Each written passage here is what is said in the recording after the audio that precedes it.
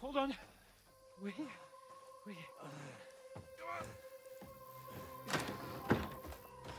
Pavlena, is it you?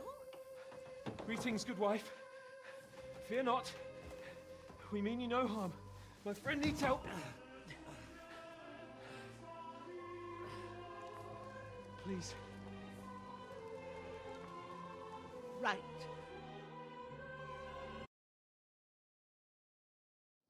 Let's have a look at you. It's all right. My parents. They're... That was just a dream, Henry. We're in the woods. We were ambushed, but don't worry. We'll get you fixed up right as rain. Now I've got you, whoresons.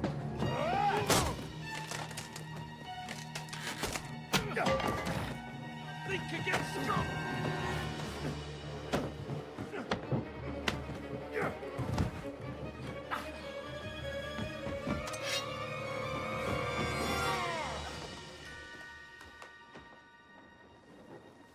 Hey, lad!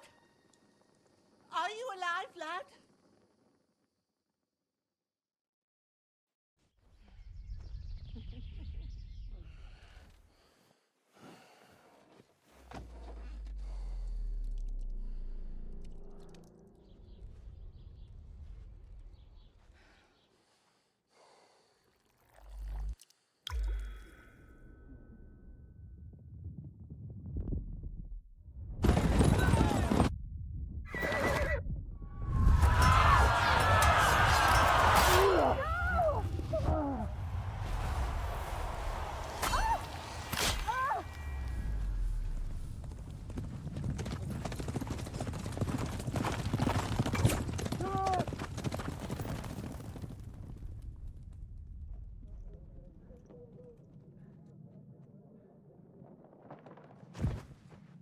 I've come from Skalitz. They burned it to the ground. Slaughtered everyone. Who? Who burned it to the A ground? huge army. They attacked without warning. Get all the people inside the gates. We have to prepare for the worst. Make all the necessary arrangements.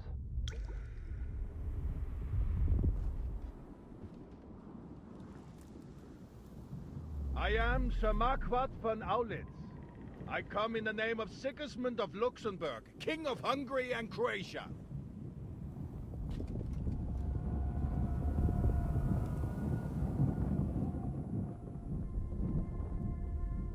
Get up now. There's work to be done.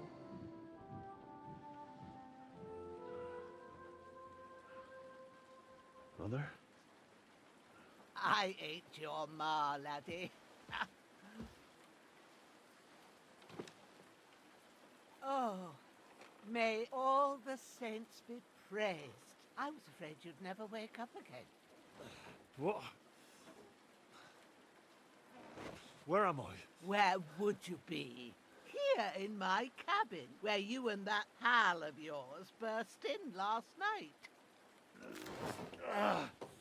Slowly, lad. Slowly.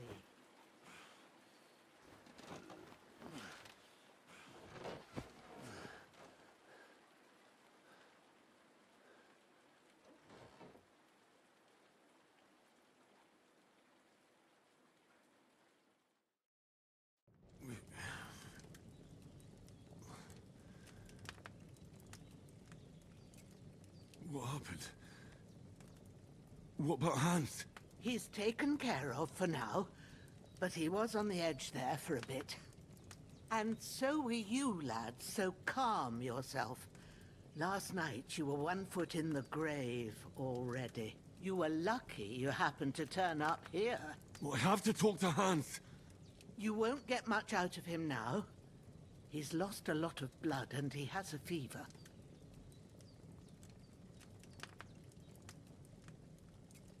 What happened to him? That cutthroat that followed you fellas cut him up bad. Hans was fighting him outside, then he came staggering in, said something about Fortuna and collapsed on the floor. And what about that cutthroat? You can go out and have a look at him. Hans gave him a right hammering. I didn't get a wink of sleep with that corpse in my yard. I understand. I'm sorry we caused you such trouble. But you'll save hands, won't you?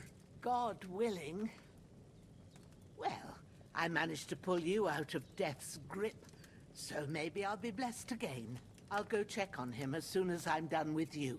How are you feeling? There's no part of me that doesn't hurt. Inside and out. Mostly my shoulder where I took an arrow. Little wonder then. But you're conscious and talking. That's a good sign. Ah, your shoulder is looking a lot better. I did my best, but I don't see good no more, especially at night. So I didn't do the best job. It just wouldn't stop bleeding. And now you've moved about, it started up again. Take this and bandage it up. Not much else we can do with it now. Thanks. I reckon I can manage that. But I need to get a breath of fresh air to clear my head. You slept through half of God's bright day, lad. So, if you feel up to it, go ahead. At least we'll see how steady you are on your feet. While you're at it, you can stop by the trough and wash all that nasty grime off of yourself. I found an old tunic. Put it on so you don't catch a chill. It gets cold here by the water. No doubt you'll be famished and need a bite to eat. There's some hot soup in the pot on the fire. If that ain't enough, I put some bread and cheese on the table outside for you. And you'll find some of our home-brewed liquor there, too, in case you need bucking up. Don't overdo it, though. I won't. Thanks a lot. May God reward you 1,000-fold. What's your name, by the way? Bushena's my name. And I'm Henry. I know. Hans told me. I'll go and check on him. When you're done with everything, come and see me and we'll figure out what to do next.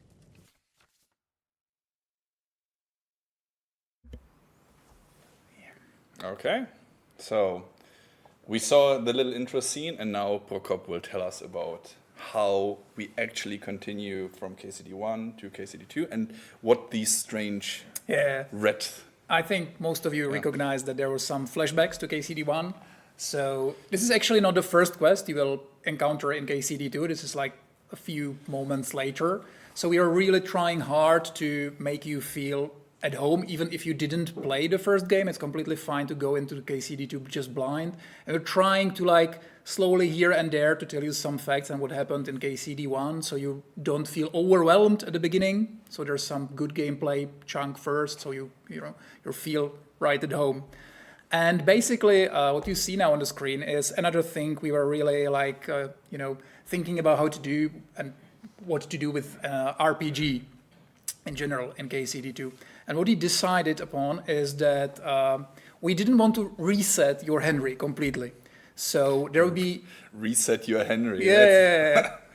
So we really just something happened. You kind of could guess what happened. So your stats will be lowered, but you will still have your preferences, and you would be able to have a different Henry even at the beginning of the game. And we also raised the max level considerably.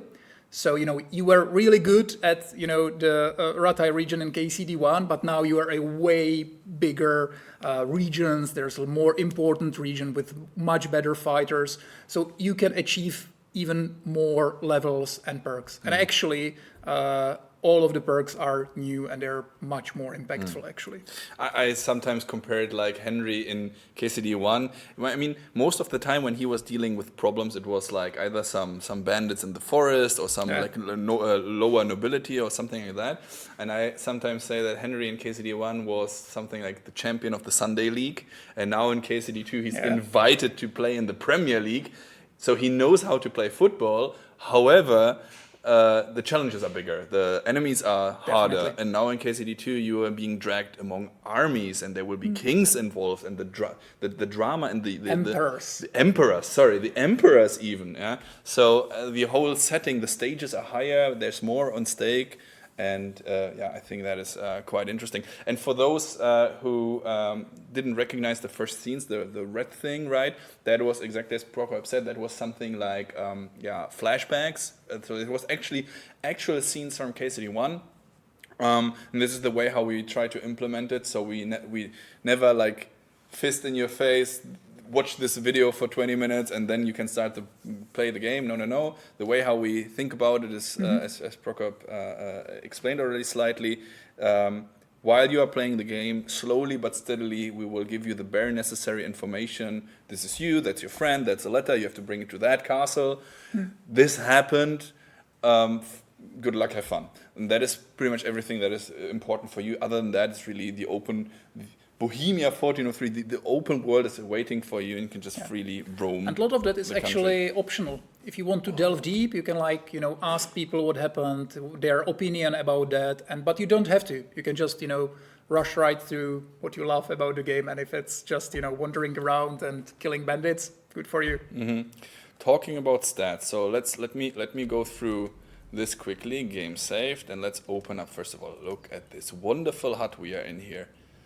It's a herbwoman's hut, which we can obviously see here, and she's a fan of smoked chicken, I guess. But let's open the inventory real quick, and since we are here already, let's check some of the stats. Yeah. It's the one that these are pretty much the ones you already know from Kingdom Come Deliverance 1, but you can see that there are already some levels attached to them. And we can also see here in the skills that Henry knows already something, but as Prokop said, we have to hone his skills now even further, right? As you can see, there's some of the skills are completely new. There's 9 general skills. There's then 6 combat skills.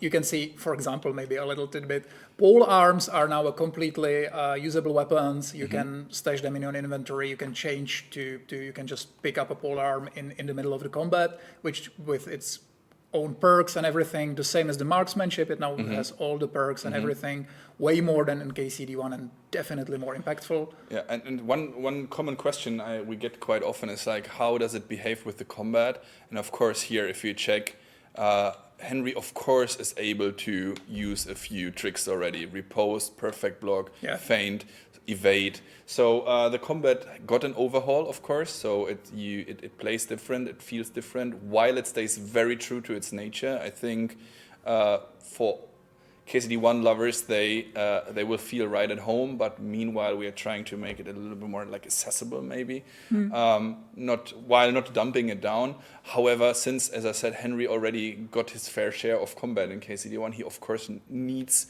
to know the bare minimum. However, he will of course hone his skills even further. And then we have also the combos, of course. So for the different weapons. And there's even one of my favorite ones. I mentioned that already in the first stream, but even unarmed combat get an overhaul.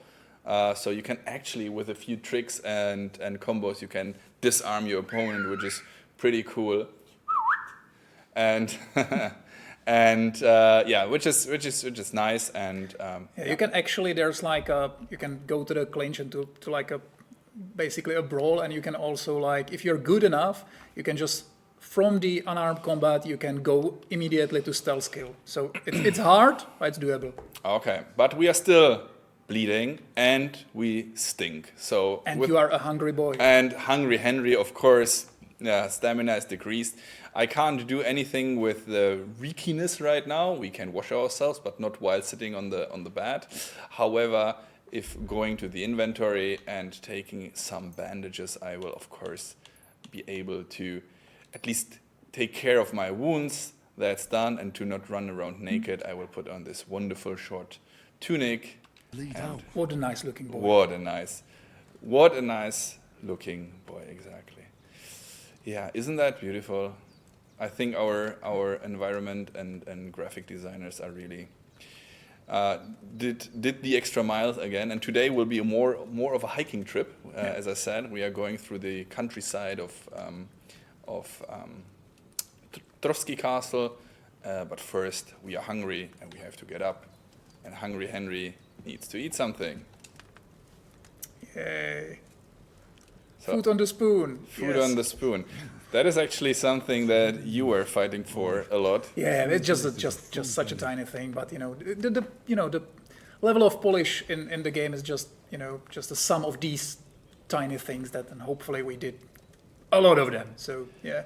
Yeah, I think generally KCD it's a lot about the details, and I know that many gamers probably won't nerd about the fact that there's food on the spoon, but still for us it's a huge thing. And again, it all plays into this immersion thing, because at the end we are trying very hard to have KCD, or to make KCD one of the most, maybe the most immersive video game there is out there. So and again, it's the tiny thing. Actually, if you don't realize that something is wrong, and you don't realize anything pretty much, then that's mission accomplished, because if you feel it at home, then that's exactly what we are trying to. And as we were saying, there's a lot of like little things you can do, even like a feature-wise, but we are not trying to pressure you into doing that. There's like ton of mini games and ton of gameplay styles and everything, but we're completely fine. We don't want to like force you into anything. The game is full of things and activities you can do, but if you want, that's fine. Just enjoy your gameplay style. There's many of those. And again, a little disclaimer. So this build is a tiny little bit older, but not too old, so don't worry. However, where we are right now in development is that we are in a very, very heavy polish and bug fixing stage. So you will encounter probably a few visual bugs here and there, but I personally am extremely, extremely happy with how the game develops and how in what a wonderful state it is right now. So just so you know that there will be eventually some wonkiness here and there, but I think that shouldn't hinder us from enjoying this wonderful piece. So let's continue a tiny little bit with the quest. So Hans is here on the ground. Bojana wants us to wash ourselves and eat something. That is what we did. But we will check on our friend Hans. Can you hear me, friend? Christ. In the end, you bore the brunt for both of us. May all the saints watch over you. And over Bojana, too. And sometimes Henry is even a faithful Christian. And the Holy Virgin and all. Better pray you have pray for him. It might help him. Maybe. Everything that helps our best friend here. Yeah. There's actually, here it's just a quest thing, but there's actually places in the map that you can pray in, and there's a specific perk, I think it's scholarship skill, that will give you like boosts for a day or two when you're a good Christian. Henry has some dirty nails. We need to wash ourselves. Absolutely. You should. It's a shame. Shameful. Yeah. Shameful, Henry. Amen. And it actually lowers your stats. It lowers your charisma. When you're dirty, it's harder to persuade people. So yeah, definitely do that. Like in real life. Dirty nails, guys out there. Yeah. Cut your nails, please. Do something. Do something. Okay, let's rob her clean first. Yeah. Of like course. Classic RPG players. Steal everything.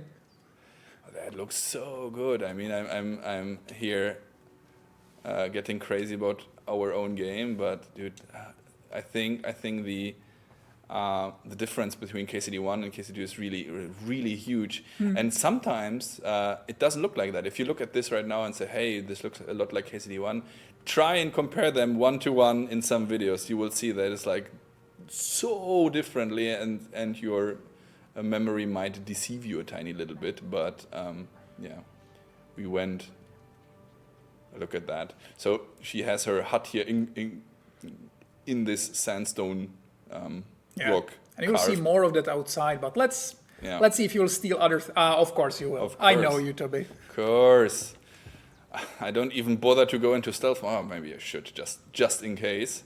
So, what do we have here? Piercing arrows. Give it to me. I like a lot this new thing that you have the not only the name of the item, but also the value and everything. That's You can check the stats and just decide if it's like good enough to pick even. of course. You everything. will, I know you will pick everything. I will You will just take everything that isn't nailed to the ground. So You don't have lockpicks, man. You can't steal this yet. You'll have to come back later. Lucky you. So okay, what else here? Look at this here, tailor kit. Yeah, and you can actually, well, maybe let's wait a little bit later, but you can use it in this quest. Oh, so let's use it then. Okay, no more stealth mode. Thank you, Bojena, for patching us up, and I stole everything you had. So, let's go outside and check Man, this. So, I really like this scene. yeah. So from the little cutscene we saw in the beginning, we saw this dead guy here. I hope the dog is not eating him, just sniffing. But this is the dude that that was following Henry and Hans to this place, and Hans was fighting him, but got terribly wounded, as you could see. But he did kill him. But he did kill this particular fellow, and I will. Oh, look, there's a little piggy there. Yeah, it's hers. Wonderful. It's boar. Boar. But first of all, for those out there who don't know, this is a floppy disk. And floppy disk is something that I was sharing in school back in the days with funny stuff on it. But for us, it's the Savior Schnapps, which we will use. That's a very common question, by the way, the saving. We want to talk about that Sure. for a second? It's you can actually use it right now. Or maybe wash yourself first. Okay. You don't want to have save when you're dirty. Sure. But yeah, and you can, even this is like little, it's actually nice. Yeah, and the hands are clean now. Yeah. So are his nails. So you can save your game now, I'd say. Yeah. So the system is very similar to what we had in KCD1, meaning there's autosaves in quests. There's actually quite a lot more in KCD2 than it was in KCD1. So you should be pretty safe even when you don't use the Savior Schnapps. But we still want to, like, the immersion is so important for us that we want you to, when you're trying, like deciding, should I try to rob this place or should I attack this bandit camp? There should be always some element of like fear or decision making, because you can't just abuse saving mechanism. There's no quick save. So if you want to like just try something, you'll have to use the Savior Schnapps, and yeah, you will have to either find it or brew it in alchemy or buy it. But you get tipsy from it. Yes, so yes. Here you go, drunkenness. And it's another thing, it shows the depth of our systems. Even just a simple mechanic as a drunkenness, there's associated skill with drunkenness, and there's perks. It can help you in various situations, but be careful. It's not good to drink too much, because there's like a positive state of drunkenness. There's a negative state of drunkenness. There's a negative state of drunkenness. Excuse me. Yeah. Never heard of you don't that. remember your negative states. I do remember them. Okay. But there's also like hangovers, and you can also get addicted to alcohol. And also there's like maybe just a little tiny thing, but I think it shows how deep the game is. If you get really drunk, you'll pass out. Oy, oy. And if you pass out somewhere where people don't like you, Oy, oy. they might steal your stuff. So if you wake up, and they will actually wear them. You might wake up and see some guy wearing your, hat or boots or something like that. It's like in this movie, I don't know how it's called in English, the Prince from Zamunda or something, and they're like coming to the United States and got robbed and everything, and the other day they find the guys outside trying to sell their... Yeah, I think I saw that. Yeah. Okay, we washed ourselves and we ate something. And you didn't faint while doing it. I'm pleased, Henry. I had to pour a whole Lethean potion into you last night. That's what I call medicine. It can either put a dead man back on his feet or make sure he never gets up again. So consider yourself lucky. I will. But what about Capon? Well, he's less lucky. That brute really knocked him about before Hans beat the life out of him. Is there any way I can help? I owe it to Capon, and I want to do whatever Show yourself to Bojena. Here I am, Bojena. All right. I've got a bit of that Lethean potion. Actually, the Lethean potion is a potion from KCD1. It's in KCD2 as well, and it resets your perks if you want to like change your. So it's like the little fever. inside the joke. best and fastest remedy for that is chamomile decoction. Luckily, it ain't too hard to brew, but we'll need some fresh sage for it. And, of course, chamomile. You ought to be able to manage that. You've got young legs and eyes, and I reckon a bit of a stroll would do you good. Easy as pie. I can do that. Sage has a purple blossom, and chamomile has white petals with a yellow center. Both of them grow in sunny places. There are sandstone cliffs around here. The soil underneath might suit them. Good lad. You really do know a thing or two. I'd never have guessed. At the back of the hut, there's a footpath leading up to the rocks. You go along there till you reach a sort of small meadow. You ought to find both of them there. Great. I'll be back in a jiffy with a couple of handfuls. All right. I'll be glad if you get back here soon. I don't feel right being here with that corpse in my yard. Seeing him lying there gives me chills. I can't think straight. I understand. It makes me anxious too. So she wants us to Maybe bury I that could dead manage to guy, bury him somewhere. but Or at least we hide him won't. somewhere further off in the woods. And we tell you why later. Lord be Yeah, praised. soon. Soon. I'm truly glad of that. And I You see feel some up to it, people laddie. in the chat were You like ain't in the mentioning best our of facial shape, animations, and I and think digging a yeah, grave's a tough a lot of job, work were even put for a into healthy them. So fella. I really feel they're way better, obviously than in KCD1, Not to but worry. also if you saw some I'll of see the what I older can manage. builds on Gamescom or It's on anywhere, account I of think us that even he's in the here last anyway. push I wouldn't want you to to have really any more polish the trouble. game, they got improved as well. And a bit of effort, even if it's a dirty job, is the least I owe you. Well, if you think you can manage it, good. But don't overstrain yourself. And thanks. Where should I put him? Grab the spade by the dung pile and bury him by the creek. The soil will be softer there, so it should be easier. When you head out the gate, follow your nose. Find a good spot somewhere in the reeds and nettles. And when you're done with that, better have a wash, so's you don't have the stench of death on you. True. The stench of death. Bear that in mind. I'll sort out the rest with Ignatius, the gravedigger, when he comes by again. So's I don't have that wretch lying here till Judgment Day. All right. I'll get to it. Oh, I'm so You're going hungry to I could need eat a all the horse. saints watching over you. He's hungry again. Henry is a hungry boy. Of course. I have just the right idea. And I think I know what you want to do. So, cheeky. Yeah, there's a Chicken. boar, but I don't Yeah, think you can kill him now. You'll have to find the chickens, but they will be here like later on. Cheeky. Lucky them. Anyway, the facial animations. Yeah, I think they're pretty good now.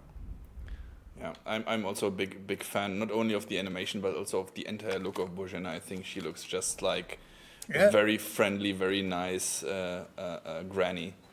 But yeah, so she wanted us to get rid of this fellow here, which we will not do at this moment, and we will tell you later why. So let's continue with the little quest. So she sent us to go up here to pick a few flowers. So let's check where we are actually, right? At the first map, as I told you. So this is the, let's say, smaller map of the two that we have prepared for KCD 2. And it's a more, let's say, countryside map. We will show you a little bit further later, I mean. But right now we are here. Take the spade. I don't want to do that yet. But pick chamomile and sage. Yes. And as you can see, actually, the first map is really, I really like that there's like a different biomes.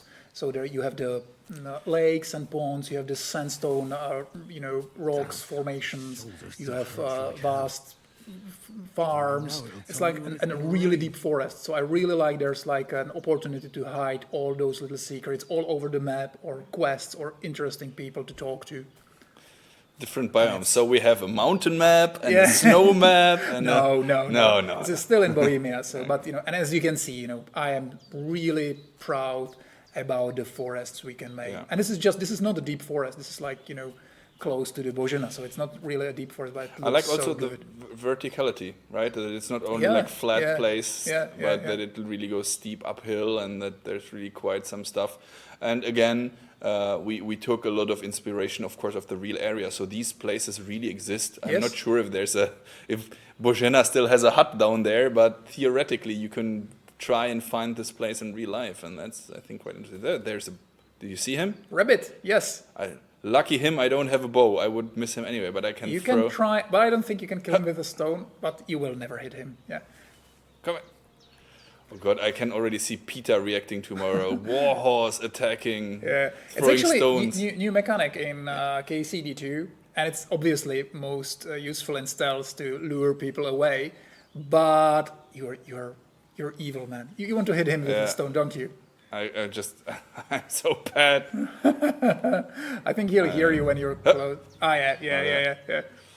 But we really liked it, and we really wanted to allow Henry to do it even when he's not near enemies. So there's like complete variants of barks and like these little sayings, or even a crime when you're like hitting somebody with a rock throw. And it's really funny, actually. They talk to you like you're just some, what the hell you're doing. That's what I liked a lot on KCD1 already, that when you were crouching around the city somewhere, they were asking you, like, do you have to go to the toilet or something? Is something wrong with you?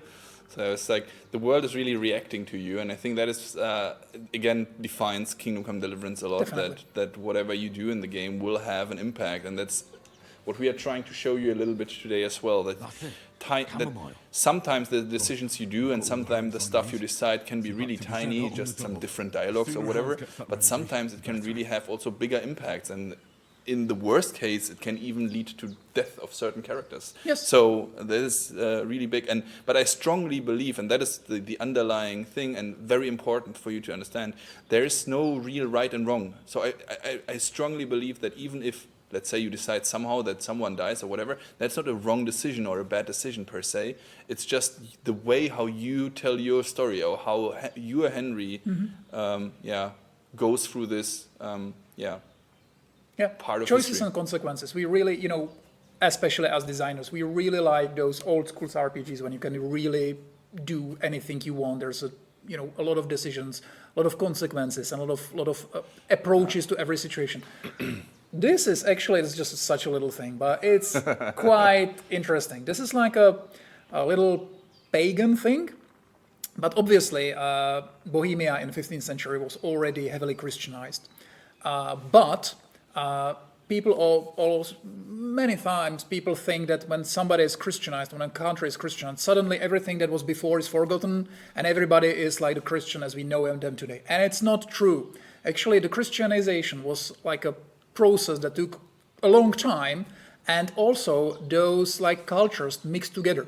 So even people in these ages would think about themselves as Christians, but they would still have these superstitions, and they would like kind of mix the beliefs of Christianity back to some rituals they did. They will use like parts of Christianity, and also they would carry some paganism with them into Christianity.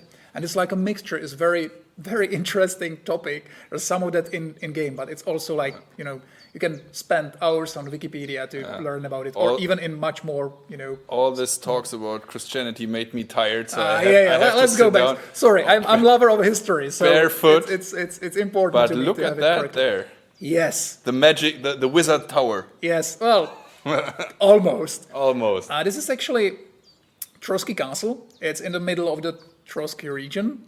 Not very surprising. And I will not give you any spoilers, but very important things for the story will happen there. And basically, for a big part of the story, you're trying to get there. And the castle is on a hill, obviously. It's like the smart thing to do. And you can actually see it from every part of the map. So it's kind of taunts you, and you will have to overcome it and get there. And for those who played KCD1 and saw the end of KCD1, then your initial quest is, or the KCD1 ended in a way that the lords were sitting together writing that letter that you and Hans and his entourage of soldiers were supposed to bring to that castle up there. But how we ended up here in this hut in this forest and not in this castle, that is something that you will then experience in the game, but it's quite dramatic, and yeah, I think it will be. And it's a real thing. It's a real castle. You can still go there even now. It's not in a good shape. It's like it's a ruin now, or partly it's ruined, but it's especially nice place. Really, if you're ever in Czech Republic, go there. It's an amazing place. Okay. I was there. As a matter of fact, Trosky is a Czech a regular word, and Trosky means ruins. Yeah. Really, translation 1-to-1. Sad part about that the castle is actually ruins. They are ruins right now, so... But actually, the name was still in place in 15th century, even when the castle was brand new. So it's kind of this little mystery why they called it like that. And a little side note information for you guys. So Trosky Castle was finished by the end of the 14th century, so 1390, whatever. It's really new. And the game takes place in 1403, so you will have the chance to see a brand new castle in its full pride, up and ready for you to explore. So, what's happening? What's happening? The dog is making a fuss. The chickens arrived as well. Good for me. And we will go into stealth mode again. We have to see a little bit what's going on there. Yeah. And before... Okay, there's some baddies, right? We can see them there already. Get a hold of a weapon. Or we see already the rabbit up there, so they are slightly hearing us. We have to equip the weapon just in case, you never know. And then I will go here, and they will say, what? There's the piece of shit, and he's immediately attacking us. You're done for. Am I? Okay, show me. Fuck this.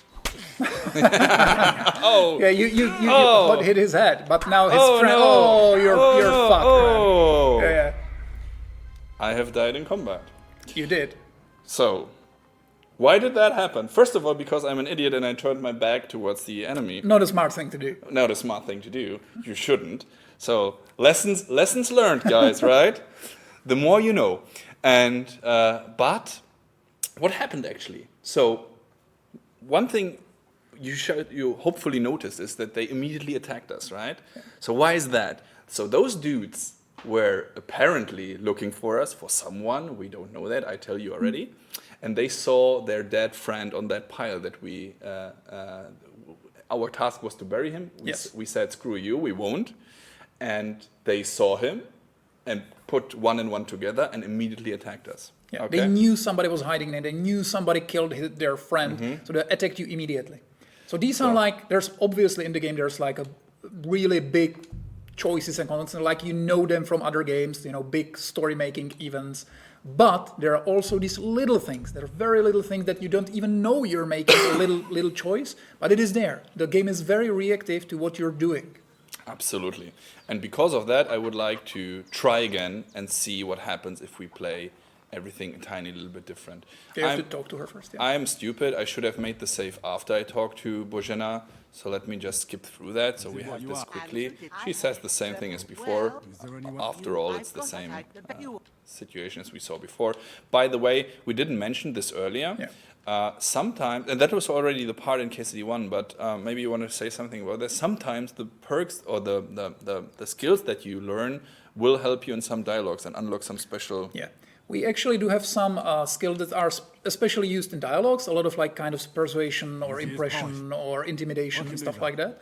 But we also want to use your regular skills in dialogues. So sometimes, for example, when she's asking you whether you know something about alchemy, you can use the skill, and sometimes it gives you like a new option, sometimes it just gives you some new items, or just a reputation like you just did with Bozena. She really appreciates that you know something about alchemy. The chicks are there. But you can see the reputation we mentioned earlier. Actually, the reputation system, maybe I can give you a little explanation. It also got pretty overhauled in KCD2. So you have a reputation with like specific types of people or some like regions, but now there's a whole thing about how the reputation distributes. So for example, if you have like one house when the owner hates somebody else, if you do something, you're trying to kill the chicken, sorry. But what I was just trying to say is that the reputation now like is slowly distributed about to other factions if they know each other. And sometimes when you do something bad to somebody else might actually appreciate it. Do you think Božena appreciates that I punched her chicken into I think she doesn't, but abyss? she didn't see you. So Yeah. you're lucky. And now, Maybe just show the chicken first. Maybe wait a second. Show the chicken first, of course. Chicken. it's the Y to show the Yeah. info. There you go. Yeah, you can see even just plain food in our game. There's so many stats. If you want to, you can really delve deep into everything. You don't have to. The game you kind of understand everything, even if you don't want to really study the systems. But if you want to, and you can check right here the nourishment, the stat. Yeah. Yeah. So cook and it. After my 5-finger death punch,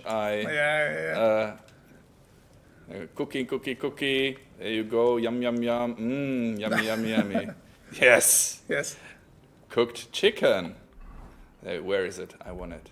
Give me the chicken. There you go. Up. With left? Yes.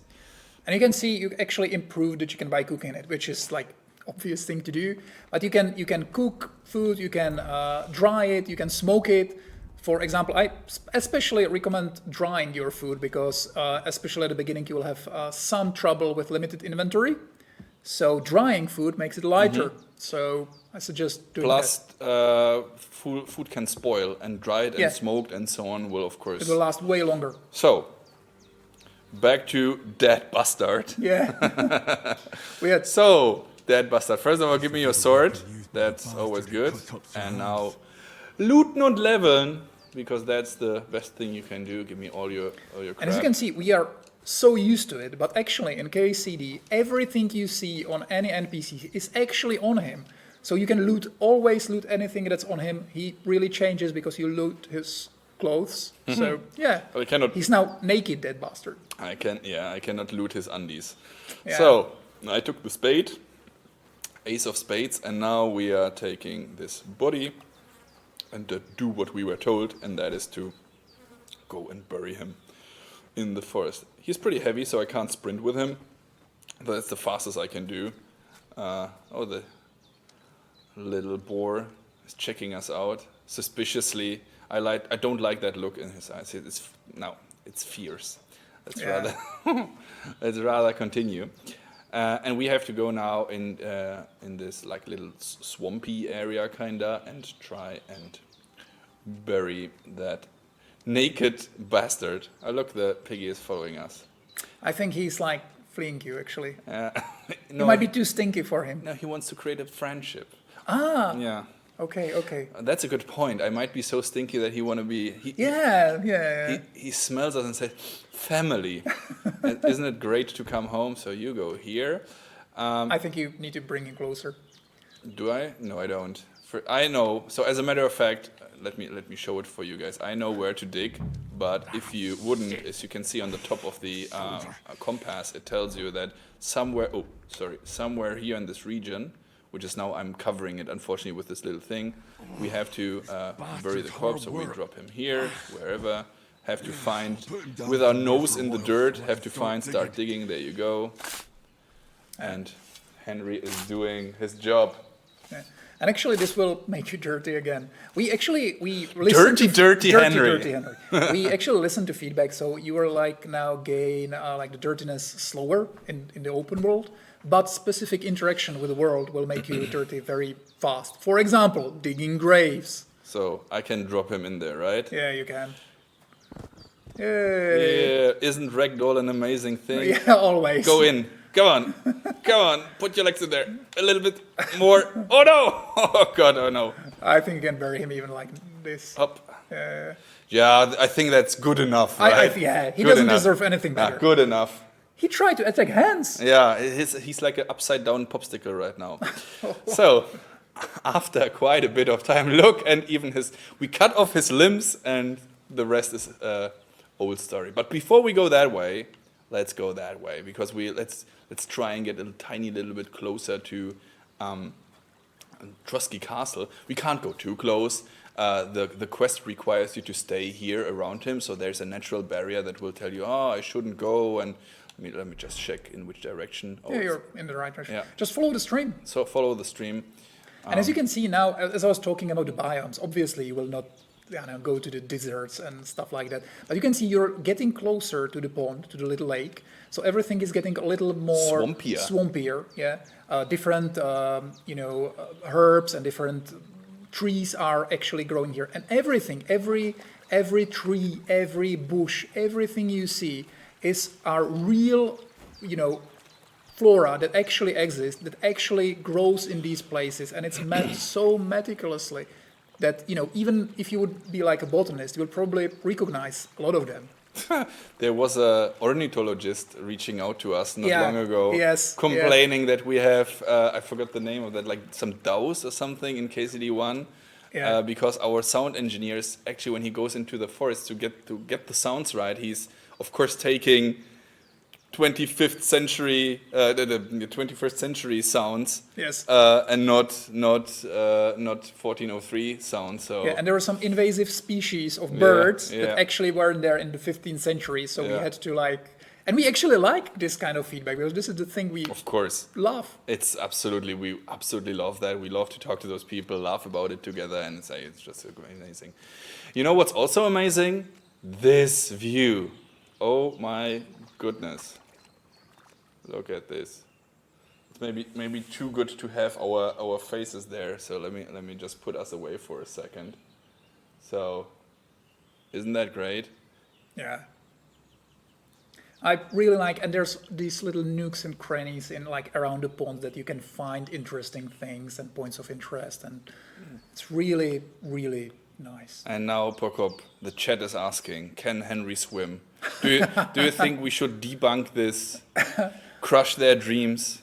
Not really. Actually, at the beginning of the game, Henry will be forced to swim in a very a story moment, and it will go so horribly that he will swear he will never swim again. So sorry, you can't just freely swim anywhere. Hungry Henry unfortunately cannot swim, guys. Crushed dreams. Actually, later on, there's one quest when he'll be so drunk that he will swim again, and it will once again end horribly. There you go. Is he swimming in a bathhouse? You can consider it swimming, yeah. Okay.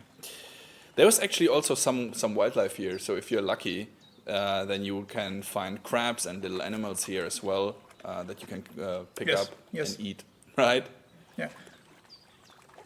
And you can, once again, you can cook them, smoke them. So there's there's quite a big variety of animals now, and also very nice new animations of all those animals. So you really feel when you actually met a deer in there, and you saw that he could turn pretty smoothly and everything.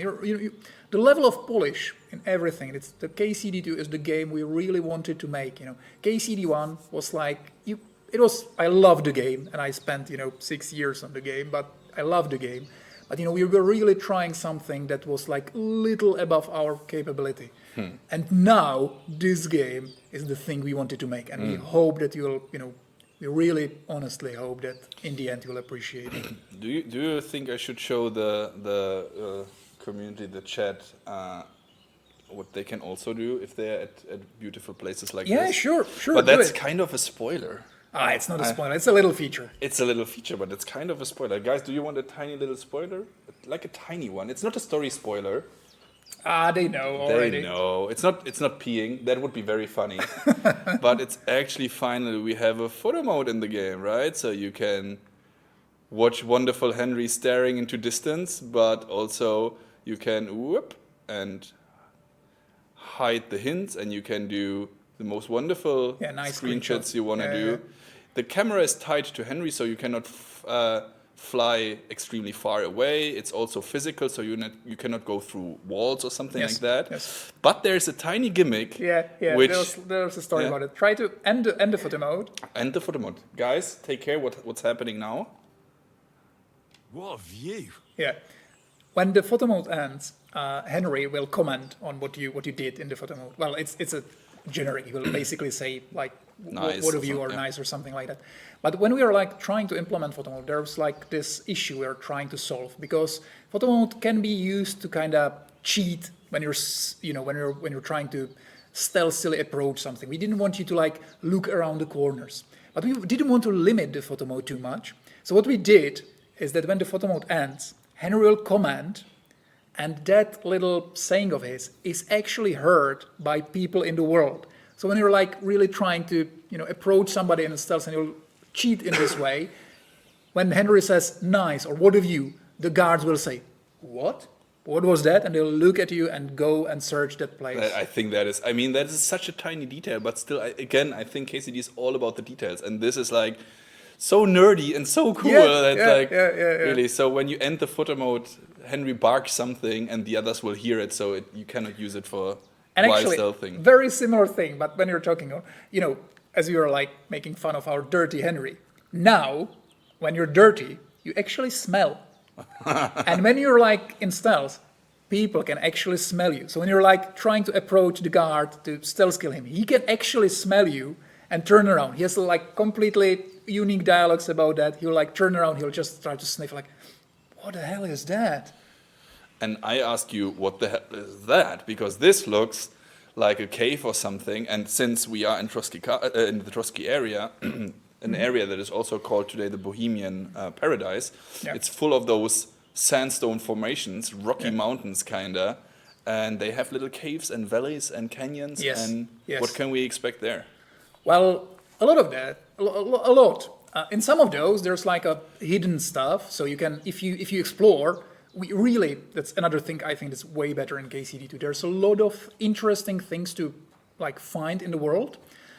It's in most of them there's some little story, even if it's just environmental storytelling. There's something, Henry will comment on something, there will be things to loot and stuff like that. So these are like especially good places to look for something, but be careful, because 15th century Bohemia, there was in a civil war, a lot of bandits, a lot of soldiers fleeing. So it is a dangerous place. So be prepared. And as you guys saw Toby when trying to fight, in KCD, every fight should be impactful.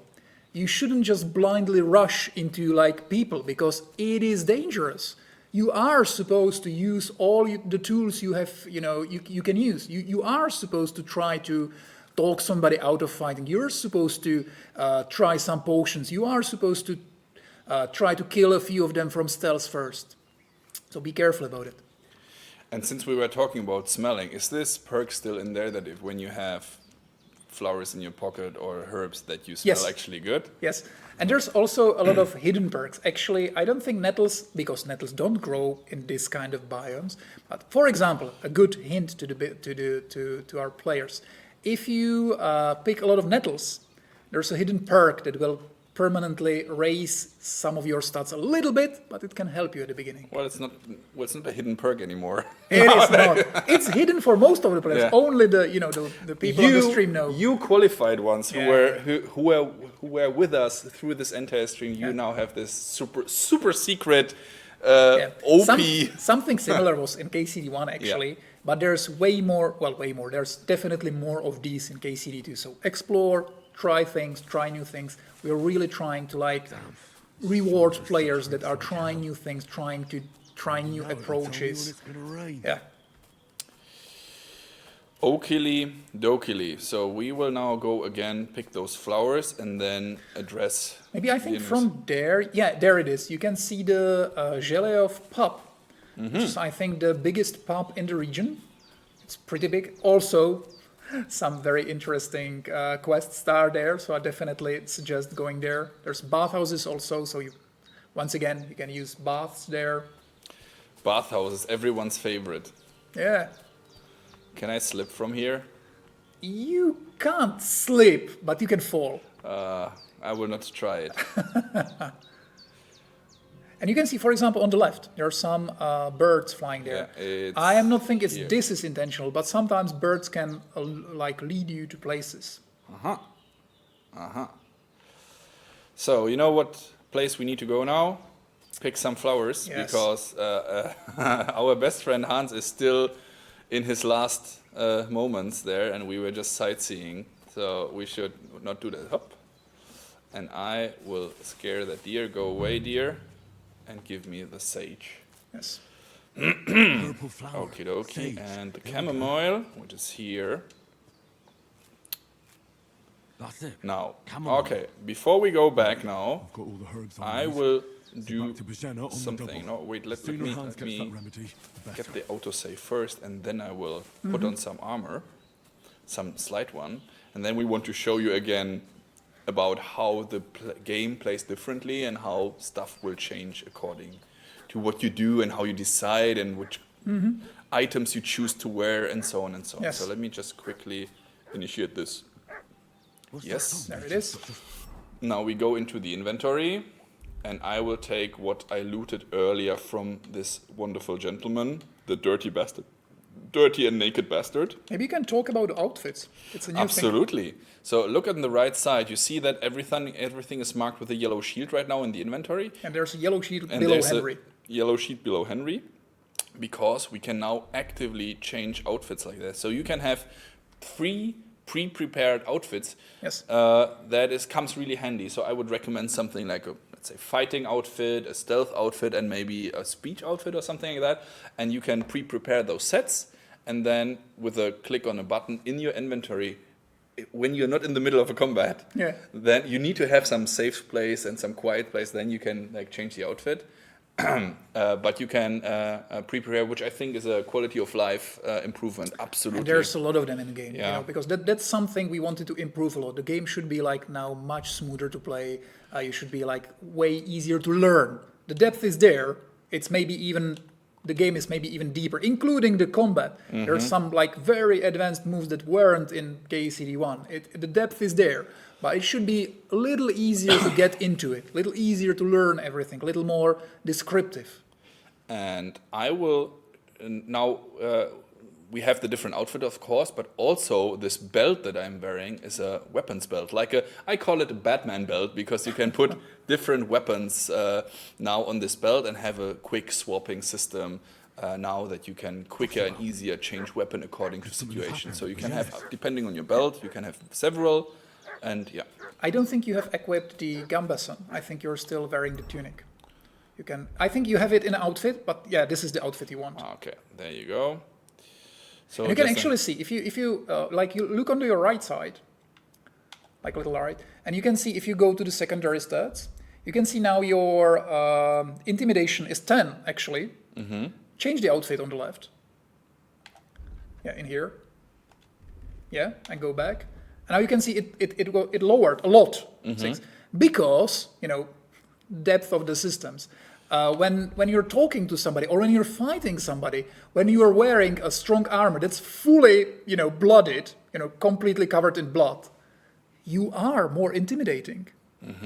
And the same actually, even in dialogues or even in other systems, it same works against people. So for example, if you will loot somebody's armor before, for example, a fight in some quest, it will be easier to intimidate him because he will feel weaker, because he doesn't have weapons, he doesn't have armor. So all these systems are kind of working together to give you this kind of options, once again, or to immerse yourself in all those things you can actually do.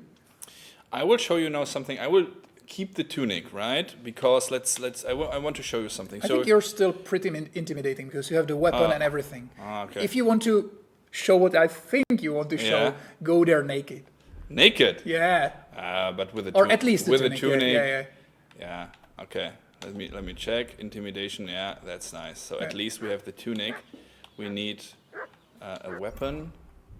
But I will take my favorite weapon here, which is the axe that is lying here around. And I want to show you now something, guys. So, a little spoiler. First of all, I take this weapon. Remember earlier when we arrived here, let me equip this just in case things go south. When we arrived here earlier, they immediately attacked us because they saw the guy. If I'm not wearing a weapon right now, it's on my belt, as you can see, and now if we approach the situation, they will at least not attack us right away. He will say, hello. Come here and tell me who you are, or I'll Okay, tell you how Mikesh, to. let's talk peacefully. Lord von Bergov, sent us to find the renegades who ambushed some knights company down by the pond yesterday. A couple of them fled and are hiding out here in the rocks. So tell me who I think the you dude on the are left has a and trigger what finger. you He know wants to about it. kill us desperately. He's like, yeah, about to let come. me in. So, what do you guys want to say? 1 or 2? We are the messengers when we were ambushed, or you don't look like von Berghoff's men? 1 or 2? Tell me, 1 or 2? A lot of 2s, some 1s. Okay. So we call them out, okay? Good, let's do that. You're from Lord von Berghoff? You don't look like it. Kurva! Watch your tongue with me, The boy. international When I word say of we're peace. from- Definitely. we're from fucking Everything Von Berghoff. peaceful starts Who with... else would Yeah, we with be the K from word. anyway? Yeah. You can talk to me or talk to Cold Steel. Who the hell are you? And what are you doing here? So, remember so first of all, there's different options here. Messengers, that was something we saw earlier. You're looking, we can use our skill, we can lie, or we can try and intimidate them. So let's try and that for a second. Do you think I'm a fool? I know a robber when I see one. There's been lots of you types in these parts recently, and the fellas from the village are well pissed off. So get lost and don't come back, or we'll Get take our lost, axes to scum. you. Well, that wouldn't be very nice. The thing is, And another thing, and I think only KCD does that, when you fail something, there's a unique lines for all of them. So they actually say something instead of just a fail, and most of them are really funny. It's actually really good to really try. But now you're without a Gambason, so let's see, Toby, how well you can... Oh, God. Yeah, good one. Oh, that will be hard. That will be hard. There's 2 of them. Yeah. Oh, And you're oh. dead, yeah. There I'm dead. That's very sad. However, let's try again. And let's try something different. Because earlier, when we looted the different armor types, right? And let me change that outfit again. Oh, I don't have it yet. We have the bloody stuff, the gambeson, the vagrant boots, and so on. And those are, especially because they are bloody, right? They are more intimidating. And if we go there now again, let's see that. And I mean, that is something that all RPGs kind of do, or many of them. But the point that we are trying to make, that will come, the revelation comes right after that scene. So let's put that weapon just in case. Hey, you! What's what do up? you want? Lord von Berghoff. A Yep. couple of them. So tell me who... Yep. You don't look like von Berghoff's man? Exactly. And now, if we Do you say think I'm a fool? same thing, I know a robber when I see one. There's been lots and of we you look types like in a these parts recently, and the fellas from the village are well effing pissed killer full off. of Get blood. lost and don't come back, or we'll take our axes to you. Easy there. We're no robbers, we're just carrying out orders. We've had a look round here, so we can be on our way again. And they'll just flee. And goodbye, you scoundrels.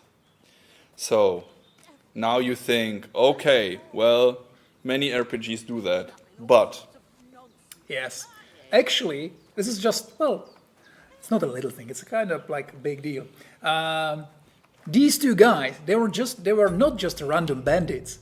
They actually have a role later on in the story. They're not the main characters. If you kill them, you'll not like lock your quest or you'll progress. No, not at all. We don't want you to reload. But there's like these little consequences. So actually those guys, later on, you can actually befriend them and they can help you in some of the quests. They are, I think, they're like in 3 quests where you can meet them, where you can talk to them. At the beginning, actually, they can make one quest a little harder because they can recognize you. They'll try to get somewhere and they will recognize you.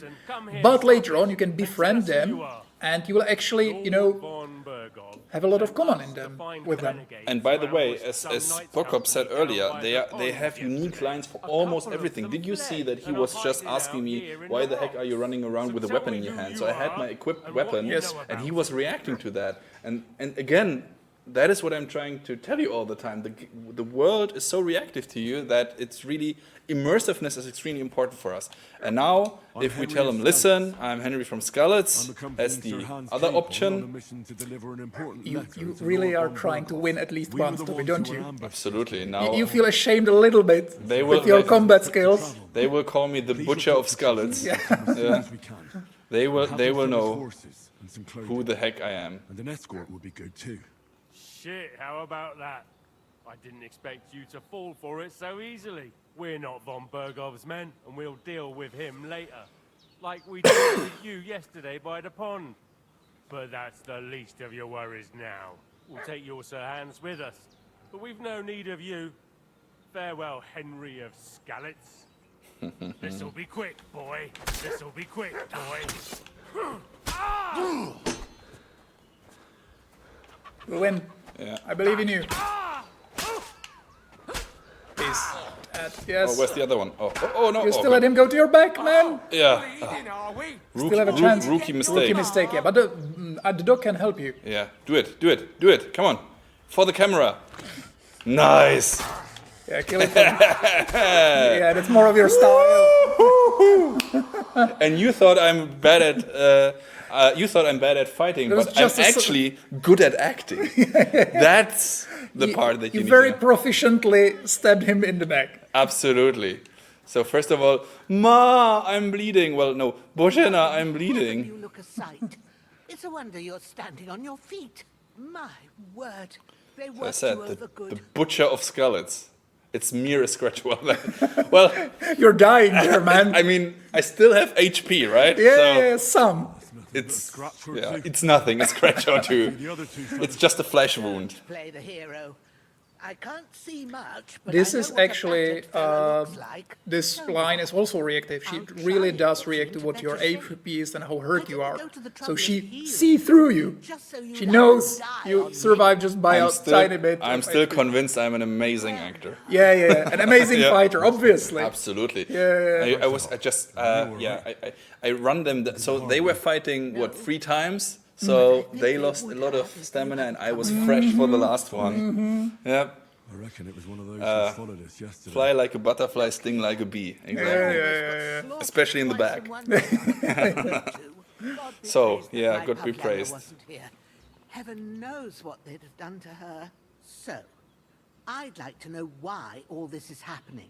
Your friend was talking in a delirium in the night, saying you was knights. But if So you there's two a are lot of knights, then NVIDIA I'm the GeForce Queen of questions. Sheba. We don't have any info about these kind of things, so that is something I can't answer you yet, unfortunately. Also, PC specs, if you ask about them, those will be revealed by the end of the year. As I said earlier, or in the beginning of the stream, we are right now deep into optimizations and bug fixing. But I can already give you a little tiny information. We had a really breakthrough moment not long ago, which will be really good news for someone, which I'm not telling you yet. So, see you later. Such a vague teaser. Yeah, very vague. So, do we tell Božena the truth or not? What do you think, guys? Is it safe to tell her? I don't know. Do you believe her? I don't know. I mean, she patched us up, and she patched up. She seems like to be a good person, but I mean, everyone loves a good look. Everyone is saying one. okay, See? yeah. Can we kill? No. Okay, you deserve the truth, Božena. Tell me Well, everything. to your ladyship. Sir Hans is the young lord of Leiper and Perkstein. I'm Henry of Skalitz, son of Sir Radzig Cobbler, and I'm his bodyguard. We were heading to Trosky to deliver a message from Sir Hanish of Leiper and Margrave Jobst to Lord von Bergov. But we were ambushed by bandits yesterday down by the pond, and you already know the rest. And as God is my witness, we're no bandits. I swear to you, I'm thankful to you for saving us. And I'm sorry it caused you trouble. Well, you sound sincere, so I'll take your word for it. I hope I won't live to regret it. You won't. I promise you. Promises are made to be broken, but thank you for dealing with them. Except I have 2 fresh corpses in my yard. Don't worry. I reckon I've still got a bit of strength left. I ought to be able to manage it before evening. I'd be eternally grateful to you. But be careful while you're at it. You don't want to open that wound or strain yourself. What about Sir Hans? How's he doing? He's holding up, I'd say. I Kozlicek. treated his wounds and I'll change his bandages shortly. Mikesh But and what he Kozlicek. needs For most those who now speak is that Czech, remedy. they will have. Have you got They will everything know. for The it? rest, Google it. Chamomile and sage, like you said. Excellent. Now to brew the potion from them. I gave you 2 the last of my supply during the night. But fresh is best anyways. It's a shame my daughter Pavlena ain't back yet. She'd get it done in a jiffy. But we'll just have to manage without her. But you can do it too. It ain't nothing hard. My eyes are so bad, it'd take me all day. But at least I can tell you how to go about it. And when she's talking about that her eyes are bad, you can actually see that she has like the eye illness that makes her see bad. It's like a custom made for her. And we'll brew the remedy, right? So alchemy, of course, again, Yeah. back in the game. But damn it, Tobit, clean yourself. Do you see how dirty you are? Yeah. Yes. I've been at the alchemist bench a few times, but it's been quite a while. That's grand. More than I was hoping for. And not to worry, it'll all come back to you. I have a book here with the recipe, but it'll be better if I tell you. I know it Can by see the heart. little shade in her eyes, so this is not a bug or something. This is like really My word. her having Maybe an you illness. really are a noble I love soul. how she misses that. Just in case. Yeah, that's another That thing we front did. We have tooth. like a different Give us teeth advice, for that'd different be people. great. So we, Of course. a lot of times in Everything we games, need even is when there are in the Middle Ages, hut. everybody has a Let's perfect get to teeth. it. Not in our game.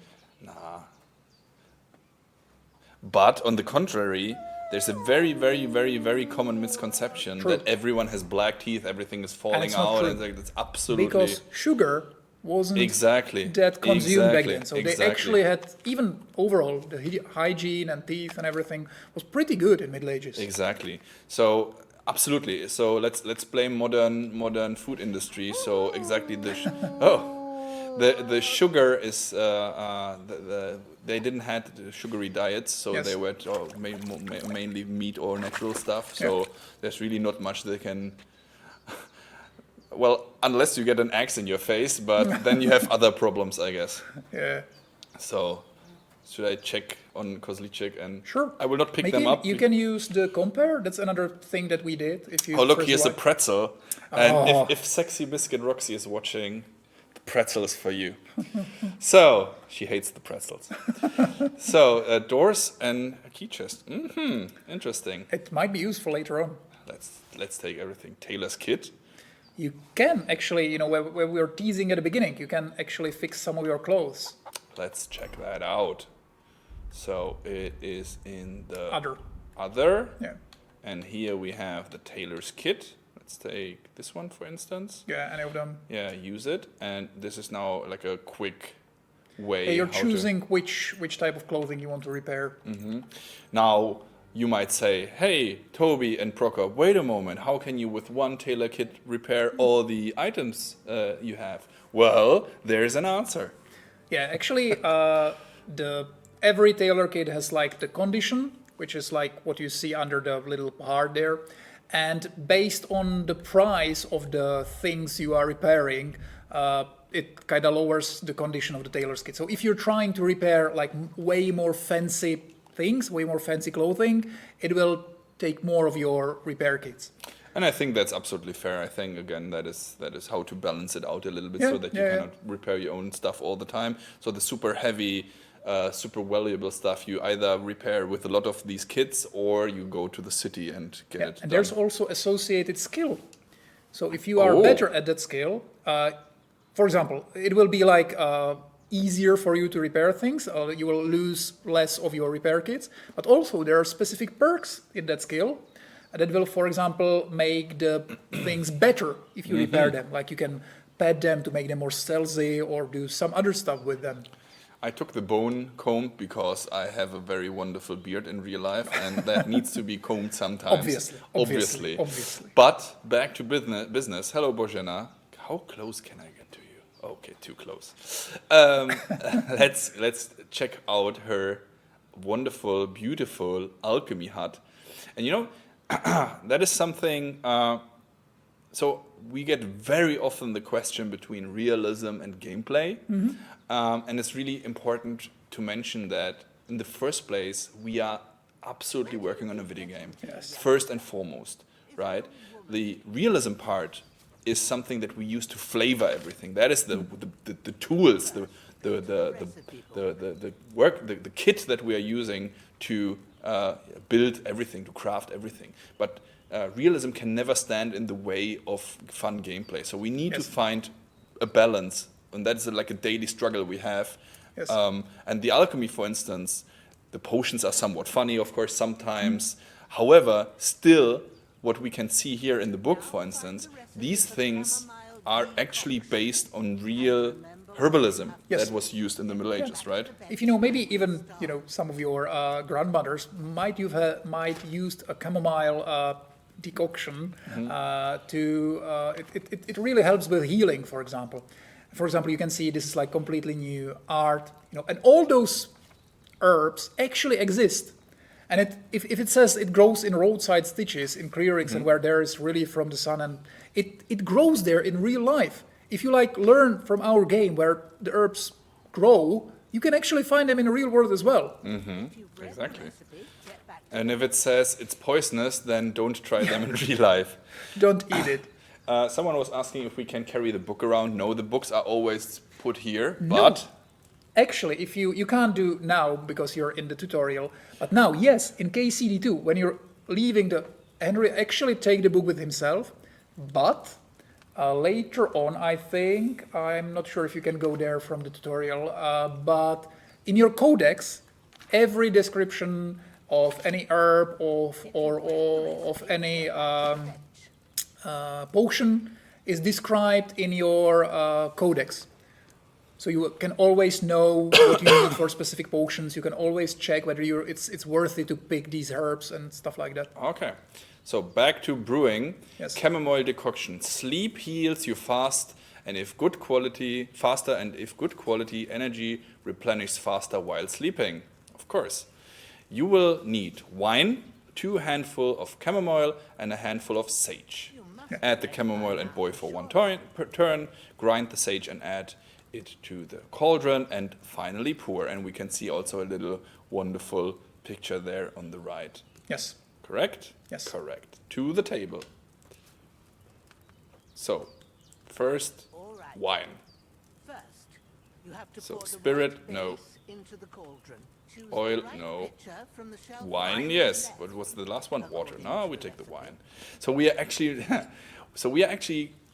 cooking mulled wine here for a little. It's almost Christmas, guys, right? 1 month to go, so a little mulled wine. Wine, of course. Like it says in the book. Let's do that. And maybe, many of you who played KCD1 know about it, but in this minigame, it shows our approach to everything. As Toby was saying, immersion is so important to us that even when you're in some minigames, we're really trying to avoid UI-based minigames. We really want to have everything in the game. We really want you to be able to touch everything. So, yeah, you can see. Can we briefly mention the other big minigame? Well, I think the chat would love to hear about the blacksmithing. Yes. But, guys, we will not show it to you yet. That's quite a big thing. But let's see how much Prokop will actually spoil at this moment. Yeah, I won't spoil much, but I'll say there's another really big minigame in our game, and it's kinda similar to alchemy in a way that you can actually see everything, you can touch everything, you can really, it depends on your skill, not only on Henry's skill, but that as well, there's associated skill actually, but also on player's skill, just like the alchemy. So it's very, again, sophisticated, deep. You have to do stuff in order to get stuff. Someone might say, wait a moment, that's tedious. But again, on one hand, it is we try to immerse you into the world, and B, at least for the alchemy, you know, guys, when you do it, when you brew the potions a little bit, when you level up the skill, you can then auto brew some of the stuff, right? Some, and it's also kind of smoother. We really try to polish the alchemy as well, so all the animations are a little faster. You can make something even faster.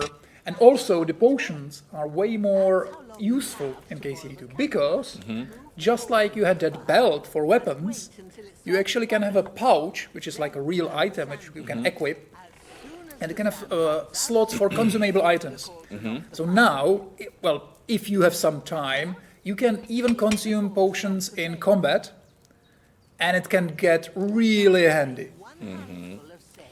I remember the quest with Black, the tournament from Ratai in KCD1, where Black Pete, the cheater, where he was actually covering his blade, his sword in poison. Yes. And little the Bane spoiler, poison, the strongest one. Exactly, and little spoiler for KCD1, that's one of the reasons why he always won the tournament. Cheating guy. Okay. So we have this wonderful mulled wine now. It will save, well, maybe it will save Capan, so it's important. Absolutely. Let's take it. One thing I would like to mention as well, because we talked about it briefly, the alchemy system, and that is something, the saving system, that still works with those potions. I think it's very important to mention you brew a potion. Finish, and I'll talk about the potions a little bit more. Okay, what is really important that we learned from KCD1, so I know that some of you didn't like the system because in KCD1, in the beginning, when you needed the saving potion most, right, when the game was hard, when you didn't know what to do, it was hardest to come by. It was hard to find, it was hard to buy, you couldn't brew it yet, and that is something that from what we learned, so KCD2 will have not only more autosaves at crucial points, but the alchemy, the saving potion will be easier to come by, which is good for you, but we still want you to have this tiny little investment of using a potion. Sure. I'll do the I'll best I just can. let them finish When the you're done talking. with that, go get some sleep.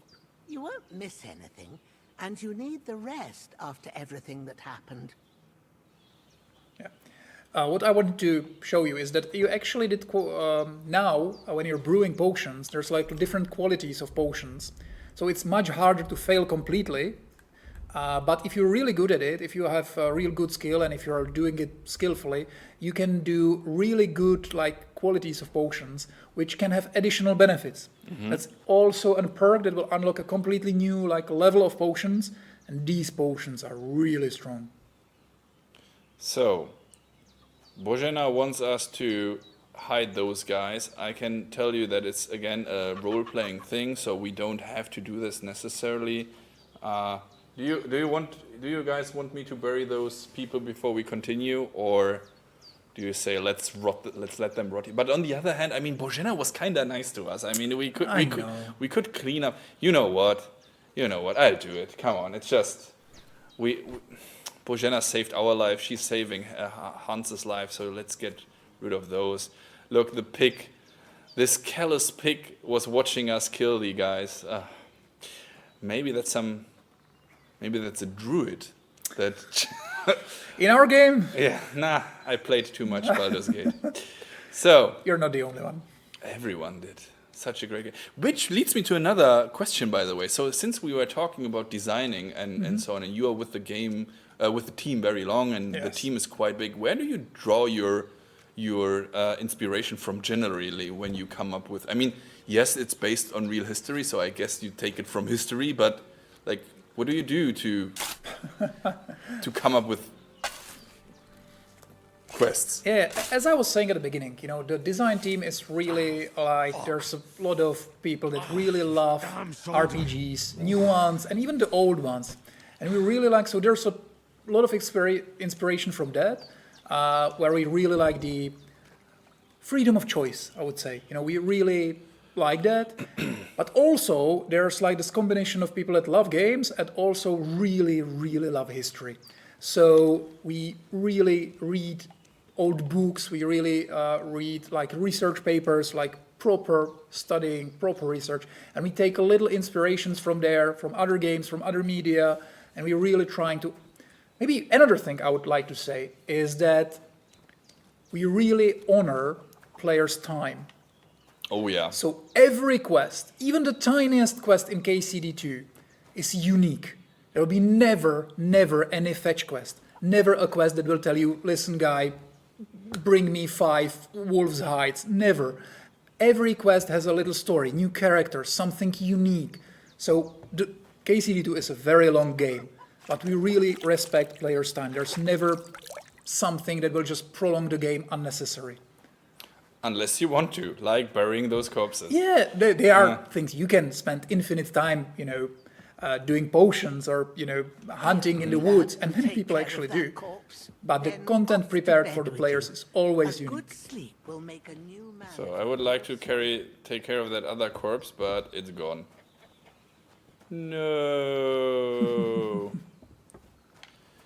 But doesn't matter, we go to sleep. Yeah, let's go sleep.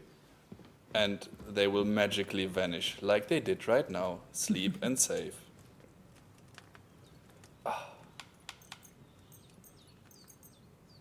But till when? Till the morning. Because this.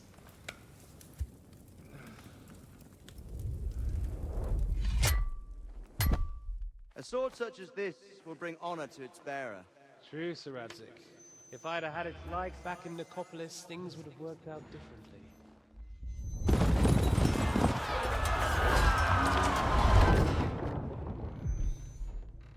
Where's my fucking sword? And I found it. Everything I take now will be mine, and I plan to take everything. Rotted hell!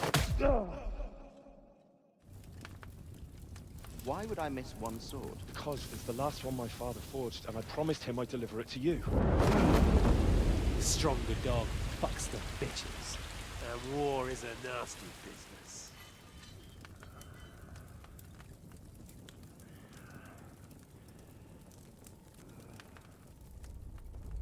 Where's my fucking sword? You know what? I think I'll keep it. As a memento. This isn't over. I'll find you! Yeah! Don't disappoint me. Wake up, Henry. It's past sunrise.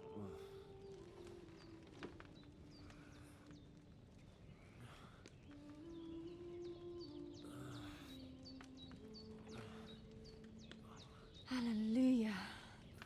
I thought you'd never wake. Were you having a nightmare?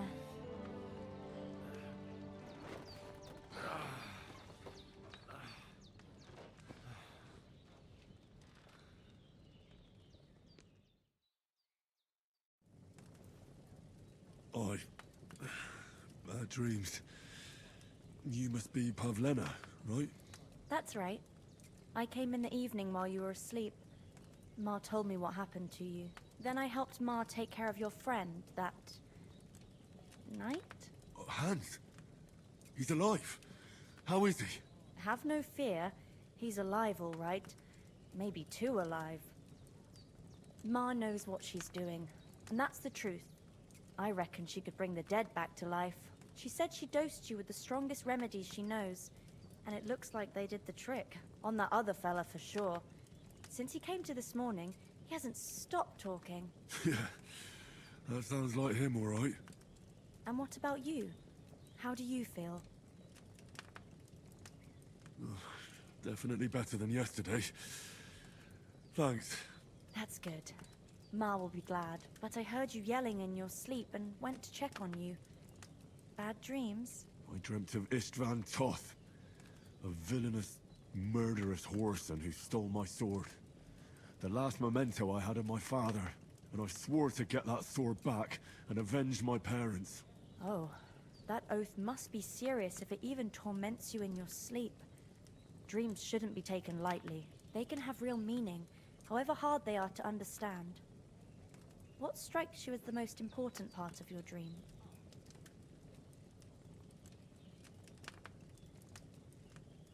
Okay, guys, what do you want? 1, 2, 3, 4, or 5?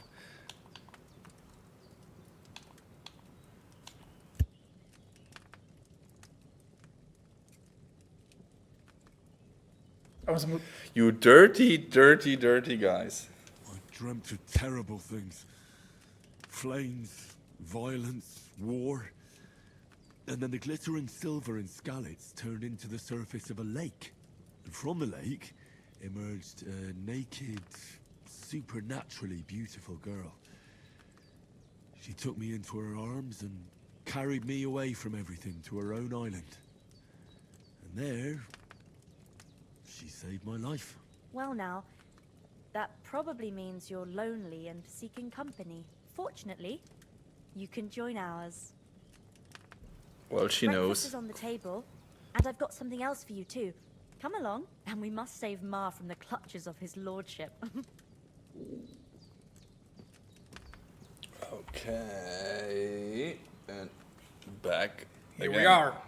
Up. Can I eat? Of course. Yeah, you can. You have to. They did a fresh batch. Absolutely. Give me more goulash or stew or whatever you want to call that. What is that food actually? That's like one of the.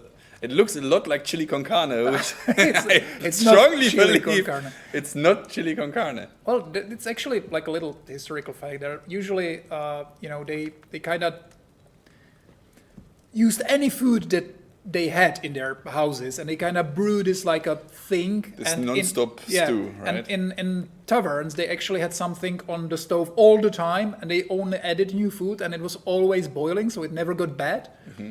And they just completely kept eating and eating from that.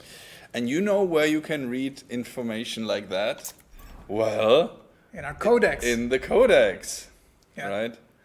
Yeah, I think it's really beautiful. There's like you can learn about history. If that's your thing, you can learn about history in here. Even like a little facts. It unlocks throughout the game, so it doesn't front load all the information at the beginning. When you first, for example, when you first go to the smithy, there'll be a new codex unlocked. You can learn about it, and you can learn about the characters. Handscape is first. There's always, well, not always, but there's usually a really good art associated with that. And, as we were saying, Handscape, your friend, is a real historical figure. Otto von Bergdorf, the guy you're trying to deliver the message to.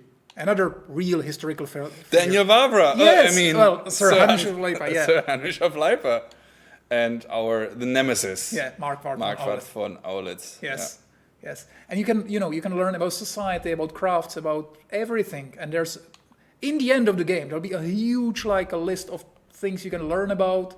It's the abduction of Wenceslas, the rightful king. Mm-hmm, mm-hmm. The burning of Skalitz, right? Yeah. The thing that started it all. And also on the left side, if you go to the left, when on the chat they were asking whether when you go to the herbs. Hop. And now to the herbs. Yeah. Okay, sorry. You have basically everything you need for the alchemy. You have it here, so you can learn. You can see how many of every herb you have in your inventory, so you can quickly check what you have, what you need to do. There's always a little description that tells you where it grows. Yeah, useful information. Absolutely, absolutely. Burning of Skalitz. This is, guys, where everything started. Yeah. February 13th, I think, 2018. Yes, exactly. That is where everything started. Thanks for the guys that were supporting us from day one, pretty much. Which has started way earlier in Kickstarter, but this is where KCD1 started, at least. Yeah, but honestly, really, we are deeply thankful. It was like a long shot to make KCD. Yeah. And we did it, and you guys really, you did like the game, and that's the only thing that enabled us to do this, KCD2. Absolutely. So let's go outside. You can see this is a different time of day, so the lighting is a little different, the fog is a little different. There's one less chicken than before. Ah, yeah. Evil Toby. Evil Toby. And there's our... And Hans Kenkoman is alive. Hooray! Henry! Come and It's you murder! Murder! Yeah. I think she saw the dead body or the dead chicken. Yeah. Maybe a bit of both. But anyway, this is the point where our little story ends for today. So if you have any questions, if you want to know anything, if there's anything that is stayed unanswered, now is the time to ask, and we will try and accommodate where we can. Yeah, if you have any questions, we can briefly talk about it. Wolf in the forests. Yes, there are wolves in the forests, and they are dangerous. Yes. Another spoiler, new information. It's just a little thing.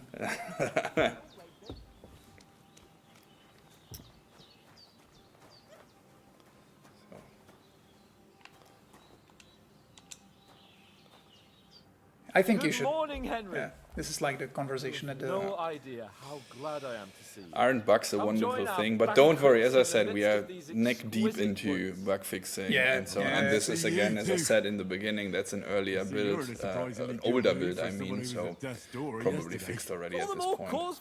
However, this is one of the few recap dialogues we can see here. And for that, I am in your debt. Let's enjoy our wonderful best friend, Hans Capen. Another question here. Is it possible to pass game as pacifist? Well, we really want you to give all the options. So most of the situations is you are able to, go without any fighting. You can, influence what's happening. You can avoid most of the fights. But there are some very unique story moments, big battles, which are awesome, by the way. I'm really looking forward when we could show that to you, where you have to fight. But even in those situations, you usually can influence how hard the fight is. For example, if you didn't kill Mikesh and Kozlik, they will help you in some of the battles. Again, see? It's the little things, it's the little choices that can have a big impact on the game. And everyone is saying one, you want to really throw Hans Capen under the bus here. But you have to understand the situation that's going on here. With this kind of system of the dialogues where you can answer something, obviously someone who never played KCD1 before will not know that. So there's this kind of, this is kind of a way where we are trying to either give you the chance to say, yeah, I know how these things happened, and the dialogues and the situations might change according to that, or you can learn what actually happened back in the times. Well, so, yeah. There was this time when me and Hans had some fisticuffs in the tavern, and for punishment, I had to accompany him on the hunt. And I shot a boar. And made it mad. Well, he didn't. When Hans chased after me. Well, he tried. By a Cuban patrol. But as we all learned, boars are being hunted with spears. Yeah, and you can now use spears or long weapons. Mercenaries from Hungary. Yeah. And basically this is like another thing where, if you saw earlier, you could have cut the story short. But this is like the optional thing. If you, for example, didn't play KCD1, or if you just forget what happened, you can delve deep in these dialogues. You don't have to, you can skip them, and it's fine. It's not something that will like haunt you later. The story progress is just fine. But if you really want to know more, if you're interested in the lore, you can delve deep. Shoot your questions, guys. We will end this stream shortly. We are getting closer and closer to the end. How did it end up with young Sir Hans? Transparency. Is there transparency option for the UI? Nope, not at this point. This is what you get, and if we do something in future, well, then we tell you in the future. There were two. That just proves how well you can count. Besides, they were armed to the teeth and had bows and armor. It might as well have been 10. Whatever. Anyway, with a bit of luck, I managed to free Sir Hans. Why the modesty? You got them. Maybe a stroke of luck, but as we know, al dentes. Fortuna juvat. See now, you've finally learned it. What? It's just this kind of motto of ours. Fortune favors the bold. Maybe they're really telling the truth about who they are. Who but a lord or a priest could know Latin? And priests they ain't. I can tell. And as I recall, you already got a pony from Uncle Hanush as a reward for saving me. Your pebbles. So I'll save myself a few groschen. But you never gave me anything for Talmberg. For Talmberg? What was that about then? Yeah, and actually there was a question in chat as well. Pebbles, your first horse in KCD1. Yes, he is in KCD2. He's a little hidden, so you need to find him. And there's also a way to make him better. It's hidden as well.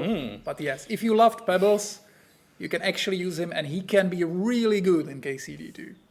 I like how you call everything hidden, but say it to the millions of people that are watching. I didn't say how to achieve that, so it's still, the mystery about Dude, it. If there's one thing that is common about me, then I love to spill the beans. So be my guest. I'm a little bit more careful than you in this. Be my guest. It's like a little teaser that there are things to be found. And, we always try to reward your, curiosity. We really respect your time, as I was saying, but also your intelligence. If you try new things, if you try different approaches, the game will reward you. And people were asking about Mutt. That's a secret. You will see it then in the game. Mutt, of course, we saw him in the trailer already, so Mutt is existing, but where is he right now? You will see. The foe took the castle by subterfuge, and we planned a counterattack. Under the cloak of darkness, we scaled the mighty walls of Tarnberg Castle to get inside and open the portcullis to our brothers in arms who were poised and ready to attack. And we almost succeeded. Only, along the way, Sir Hans here took an arrow to his noble seat. Seat? He got shot in the backside. My upper thigh, actually. Backside it was. But that's no joke either. It's not easy to run with an arrow stuck in your arse. If I hadn't carried him... I admit it, you saved my arse. Well, now, you two have been through a thing or two. As far as I can tell, it really was his backside and not his thigh. I examined Hans and saw the scar for myself. But I reckon you paid off part of your debt the other day, sir.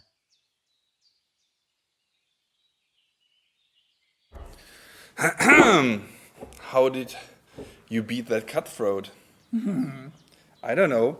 How did you beat that cutthroat? True enough. Hey, how did you manage to get the best of that cutthroat the other night when you hauled me here?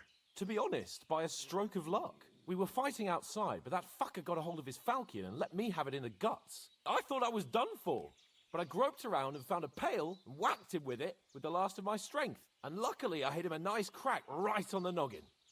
Can't remember a thing after that. My word. Fortune really does favour you. You chose your motto well. Once we get back to Ratai, I'll have it inscribed on my shield. Do tell. What else did the two of you encounter? Quite a lot of things, but I'm afraid we don't have much time for storytelling right now. We came here on an important mission, and we cannot afford to dally any longer. We have to get to Trosky as soon as we can. How far is it from here? Not far. Once you climb the hill above Geleoth, you'll see the castle. All right. I think we should get on our way as soon as possible. I'll prepare a bit of food for you, for your journey. Oh, Bajena, I don't know how to thank you for all this. Ah, but I do. Once we've settled our business with von Bergov, I shall reward you as befits a knight. You have my word of honor. Now you've got me curious. I never got a knight's word before. For a start, you can leave me that spade.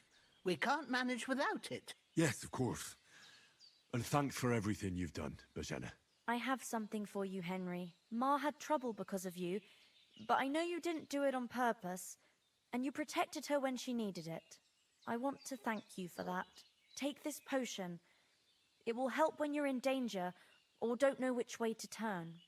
Have a little sip each time, and it'll save you a lot of trouble. You'll see. It's not all that hard to brew. With a bit of practice, you could manage it yourself. Thanks, Pavlana. This'll come in handy. No doubt. But we'd better get going now.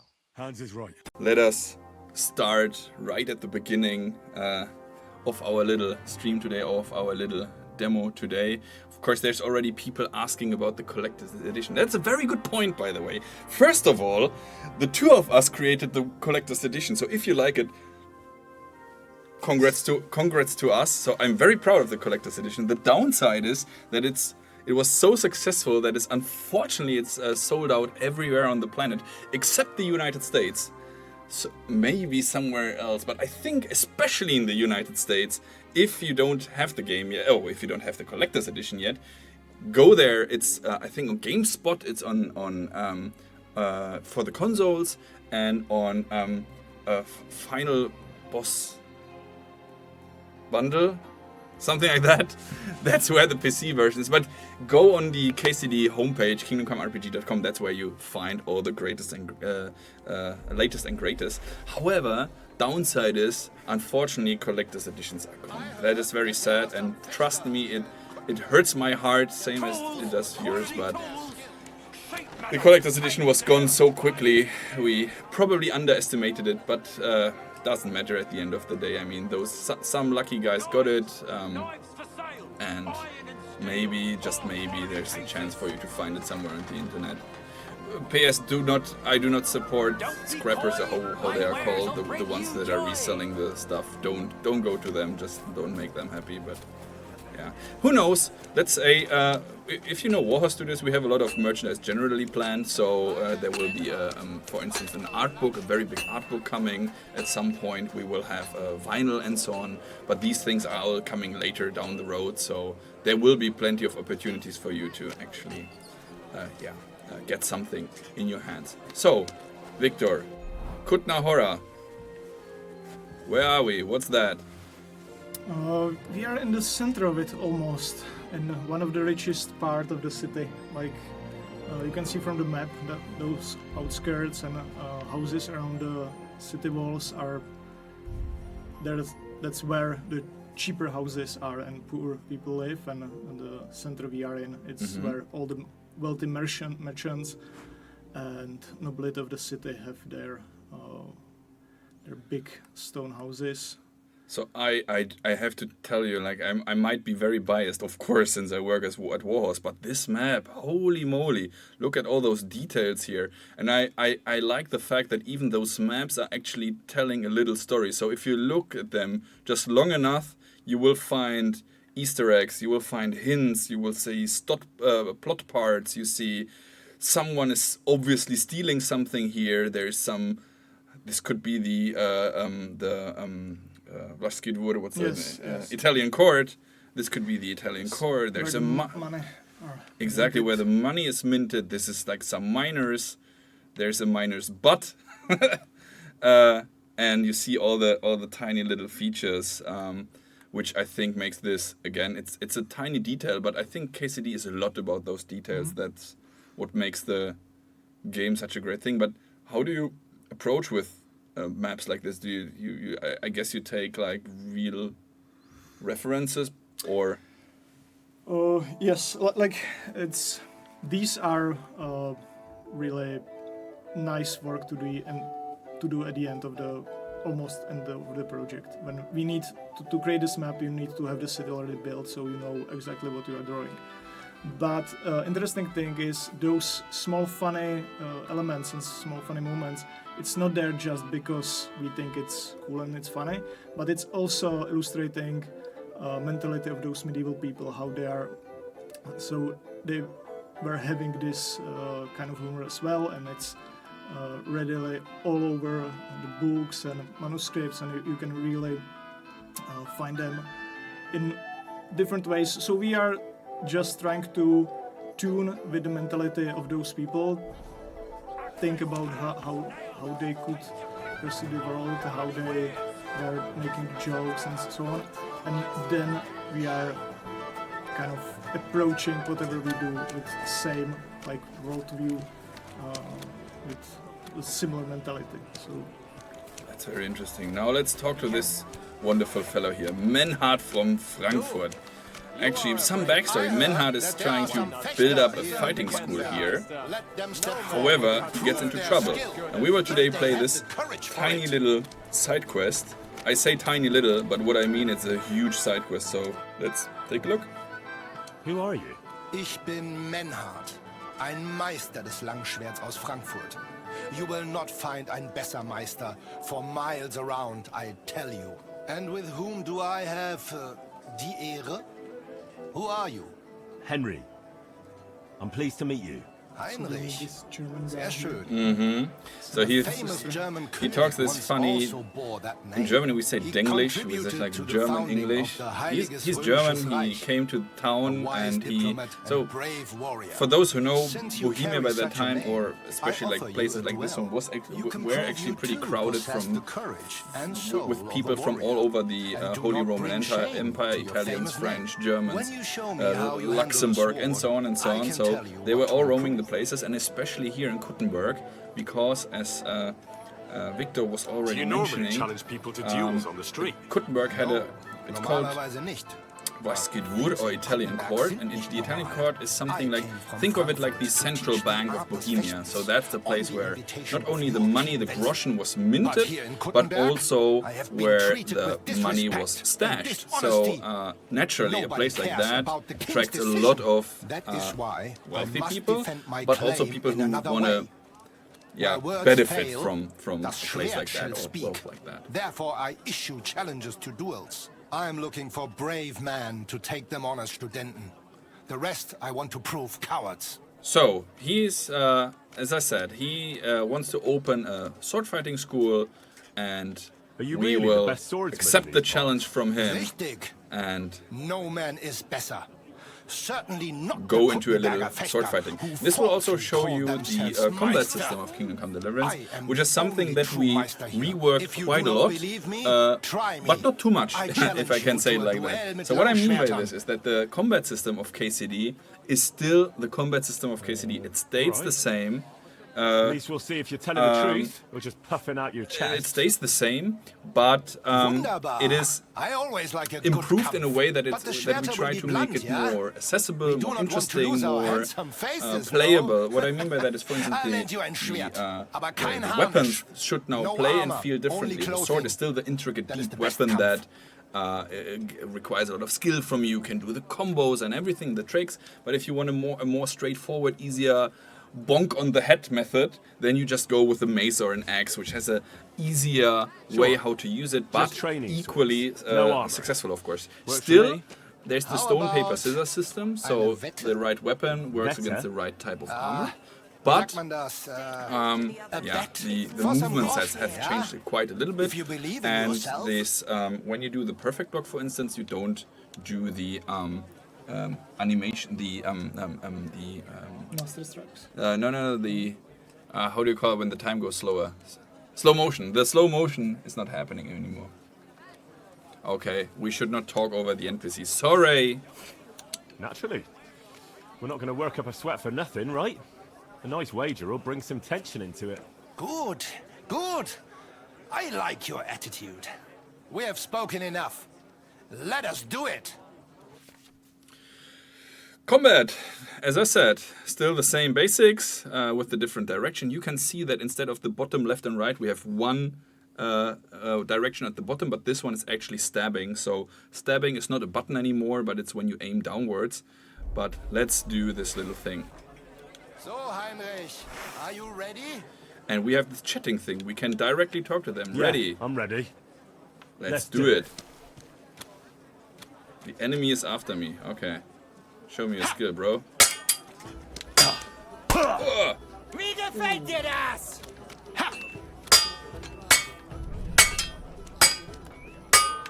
Suck. Dude. That's my moment. So the thing is, it's still a very stamina-driven combat.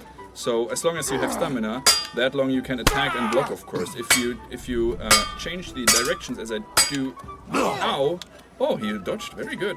If you do that, then he will have a way harder time to block, of course. So directions do matter quite a lot.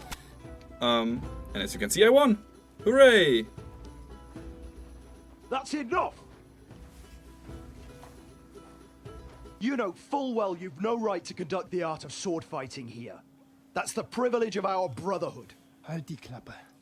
I am Meister of Longsword. You well know this right we have from the charter of your King Wenzel himself. Meister Menhart, let me remind you that your petition was discussed by the town council, and your claim was rejected. That decision was not just, and it went against the will of your king. There's no use arguing, Deutscher. The council represents the king, and the council has decided in his name. Nicholas of Prague here is also a master long swordsman, and we don't need another. Any more than we need your foreign poses. Right then.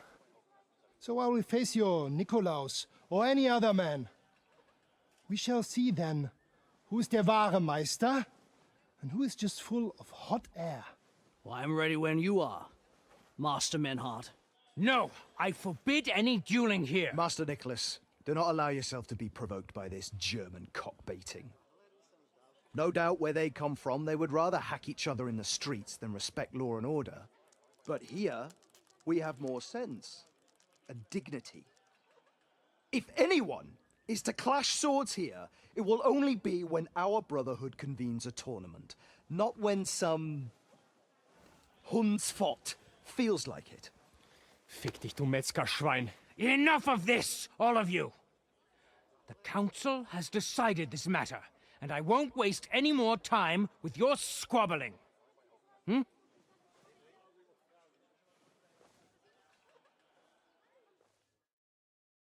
You've infringed on our regulations, and it's not the first time. You'll pay a fine. Scheiße. That is ungerecht. Not just. And you will be banished from the town, so that nothing like this happens again. Okay, so as you can see, things are going downwards, and we have a persuasion system that is way deeper than it was before. You can now see speech, charisma, and might, and the counterparts, right? Domination, dread, and so on. So they are kind of working a little bit like yin and yang, positive, negative, kind of. Might, here, mighty knights lead a good life, and so on. Dread shows that the weapon at your hip isn't just for decoration, and so on. So you can either try to use persuasion in a good way or in a negative way to get to the end or to get to what you're trying to achieve. And it again works as in KCD1. So you can have better stats, but it also depends a lot on the situation, on your clothes, on the where you are and who you talk to, and so on. Okie dokie. Some decisions are timed. I am a super buffed Henry right now, so it really doesn't matter at this moment. So Menhard is a friend of our King Wenceslas. I think Councillor, Menhard and that's a Arn nice thing. are friends of our good King Wenceslas. That's why they have his charter, isn't it? You don't want to treat someone of that stature like a common criminal or troublemaker. Show them the courtesy they deserve. Fuck courtesy. To the pillory with them. Trampling their honor and dignity underfoot is the same as trampling on the honor and dignity of our king. Easy, Master Butcher. Kindly leave this matter to me. So, Master... Henry. Henry here is right in some respects. You have a charter from King Wenceslas, which, in truth, I cannot simply ignore. You will not be banished from the town, but I warn you, should this be repeated again, it will not be overlooked. Ich verstehe, Ratsherr. Yes. Good. I'm pleased to hear it. Nevertheless, you have actually been conducting the art of sword fighting illicitly. You shall therefore pay a fine, to which the Kutenberg Sword Fighting Brotherhood will be entitled for the infringement of their right, which also applies to your eloquent spokesman, Henry.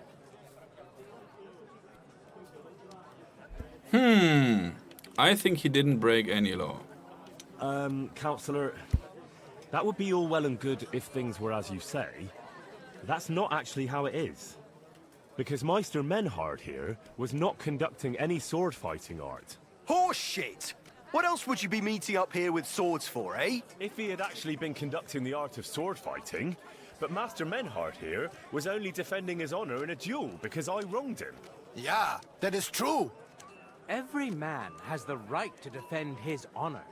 But tell me, how exactly did you offend Master Menhard so inexcusably that it came to swords?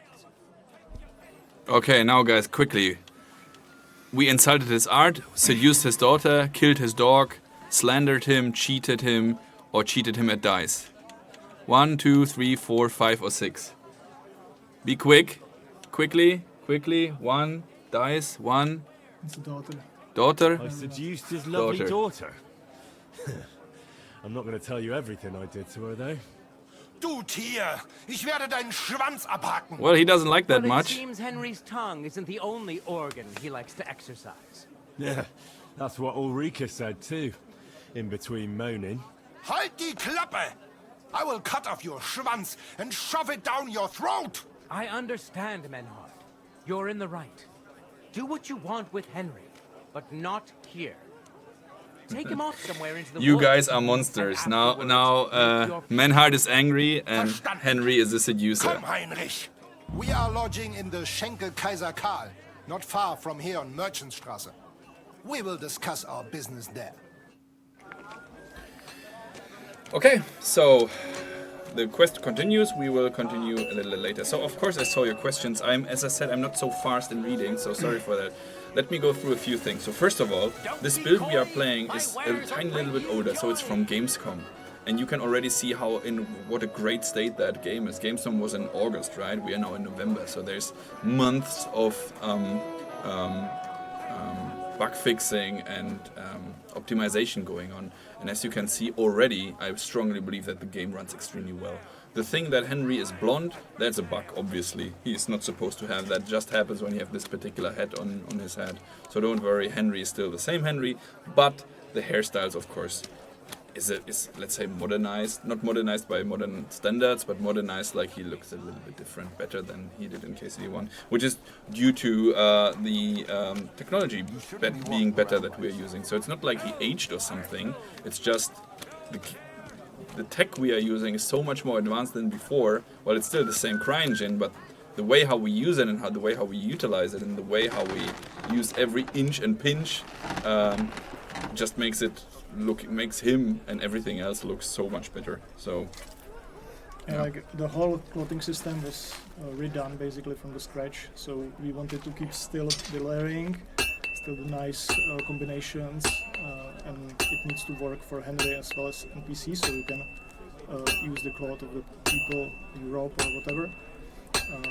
But the system behind it is going to be the same as all the technology behind the faces and hair and so on. So don't worry, the combat will not be easier per se. So when I say make it easier, So no messing about, got it? Who are you? Where are you? Him? Okay. Don't worry, I'm a saint. So that's the chat system I was mentioning earlier. So people are randomly talking to you, but they're not locking you into a speech or in a dialogue, which is pretty cool, I think. But what I mentioned earlier, I forgot what I wanted. Easier. So the game is not, the combat is not easier at all. It's still the absolute same system it was before.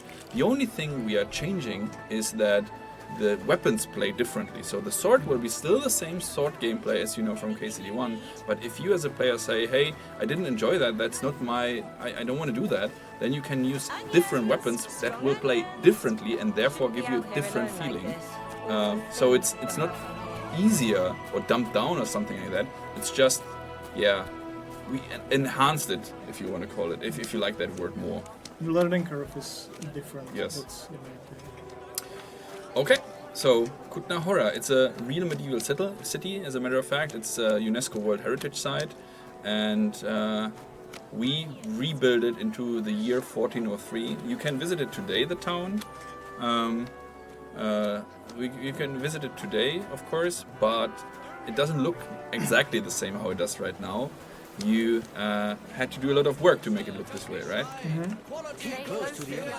Yeah, in a way you say a lot. It's probably way more than people can imagine. It's I'm always saying it's we are really shooting ourselves in the leg. It's like the amount of work you would do for any game, and then you add this whole research and kind of historical, almost scientific approach to it.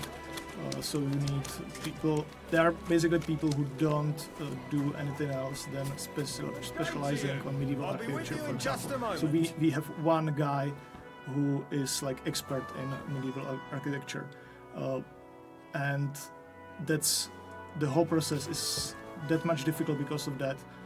It's almost insane.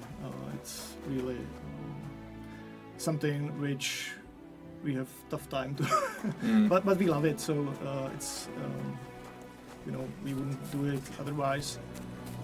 But sometimes it's getting really complicated.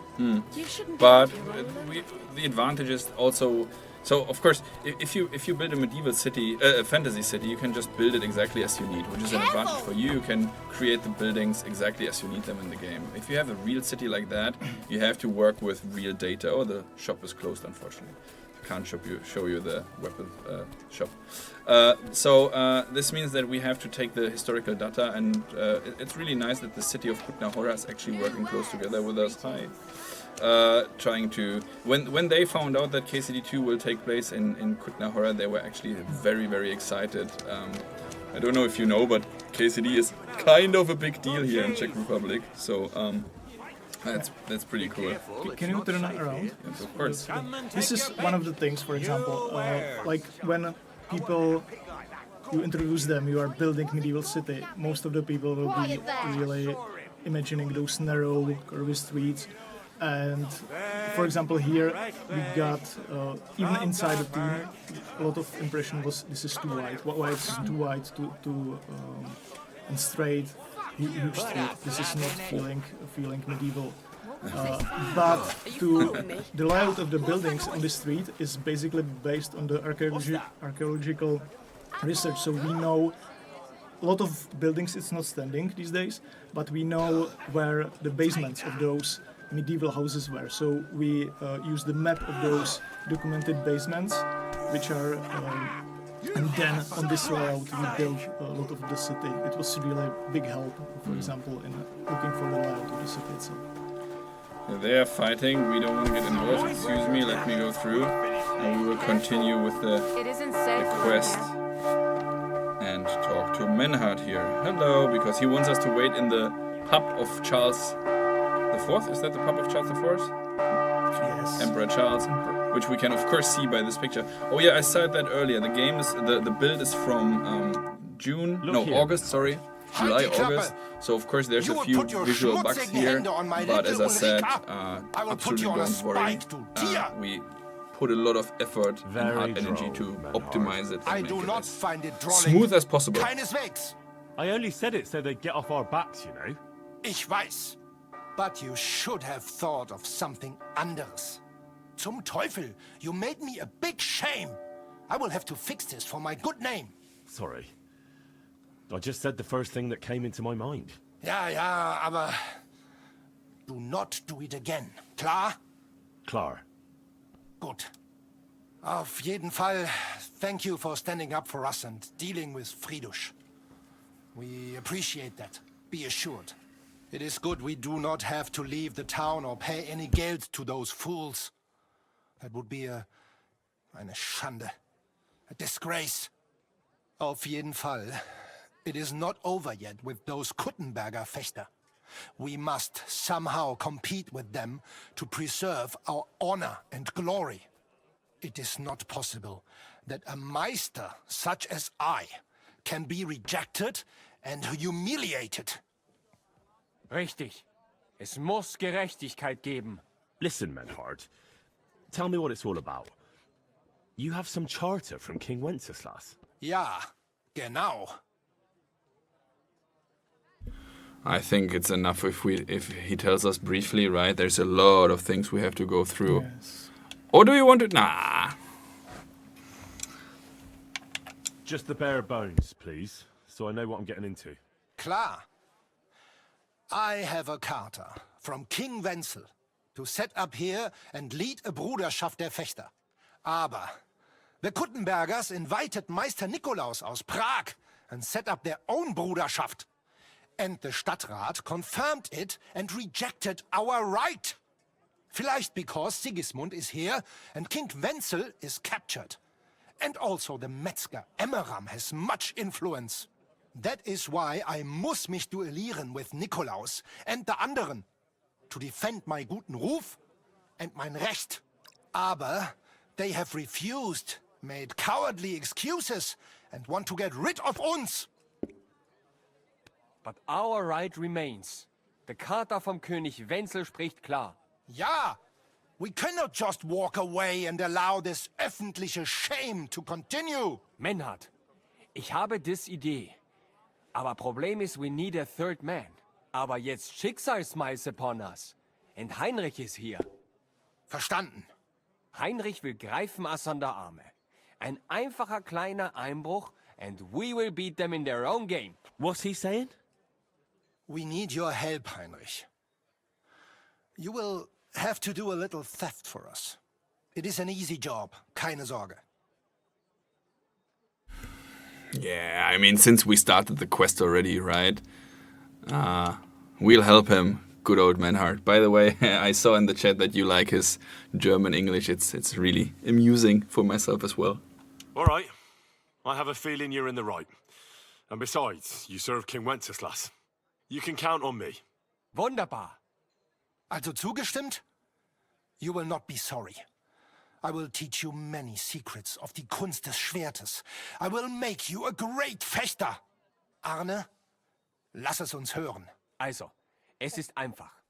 You must into der Fechthalle einbrechen und ihr Gildenschwert stehlen and then hang it am Rathaus. Menhard? Es ist so. You must break into their sword-fighting hall and steal their Gildenschwert.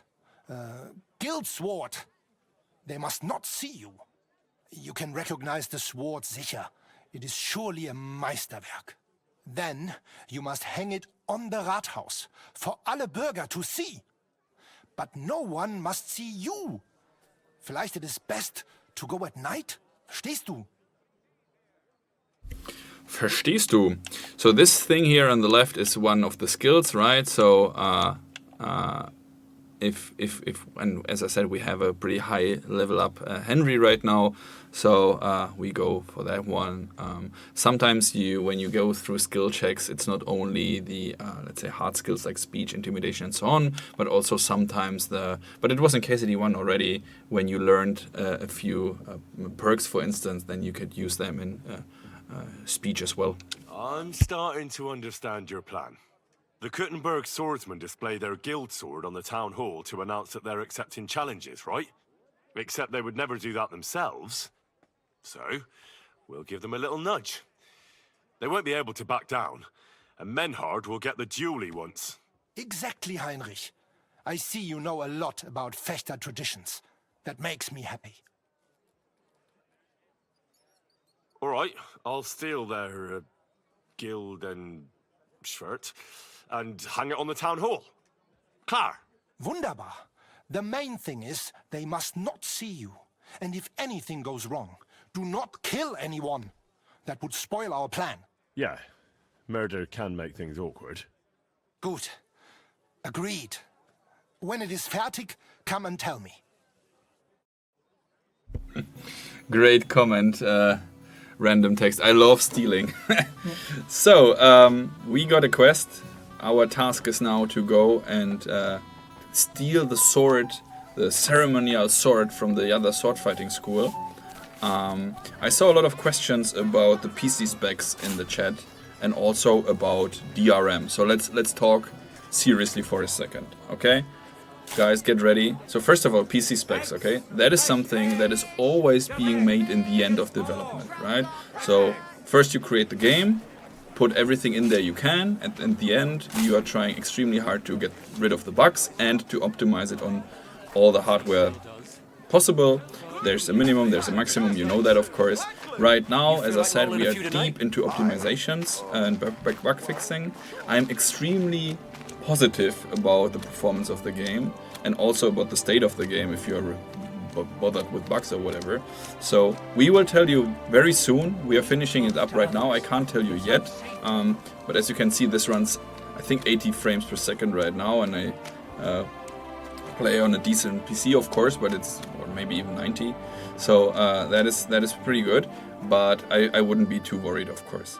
And now the other part is... And I think people will be really surprised what kind of PC can run it. Yes, absolutely. So don't worry about that, right? So again, as I said, we learned not from the mistakes, but we learned from what we did in KCD1. We took way more time than in the first game for bug fixing, optimization, performance tests, and so on and so on and so on. And we are working on this right now. And not only on PC, also on consoles for the console players. So there's good news for everyone. Give us a tiny little bit more time, but I think by the end of the year we should be able to tell you exactly what you should what you should get. I personally at home play on a 3050, I think, and it runs butterly smooth. But as I said, give us some time on performance, on testing, and we will tell you soon. Okay, and now the other thing is, and let's give me a second here of your attention. So DRM, of course. So there's things floating here in the chat. There's things floating out in the internet, and many of those things are absolutely fake news. And you should be very careful with stuff you trust and see and take for bare coin. So I can tell you right now the exact situation. And the exact situation is that KCD2 will not have de novo in there or not have any DRM system at all. So we never confirmed it. There were some discussions, of course. There was some misalignment. There was some misinformation. But at the end of the day, there won't be any de novo at all. And with that, I would like you to close the case already. Stop texting under every post we do that the new was in the game, because it's not. We never announced, we never said it will be there. As I said, bit of a misunderstanding. But as long, and that is something you should really remember. As long as Warhorse doesn't announce anything, it's not true. So we say the things once we say them, and once we say them, they are real and it's happening. That was with KCD2 the case, the announcement of KCD2. That will be with the specs, and that is, for instance, right now with the DRM. So let's bury that thing and let's never ever talk about it anymore. And what we can talk about though is the game. So let's resume and continue. Okay, so we are still on our quest to get the sword. Jesus Christ be praised. Stealing is a tiny little bit easier at night, so I might rethink my move here. But first of all, let's go in during the day.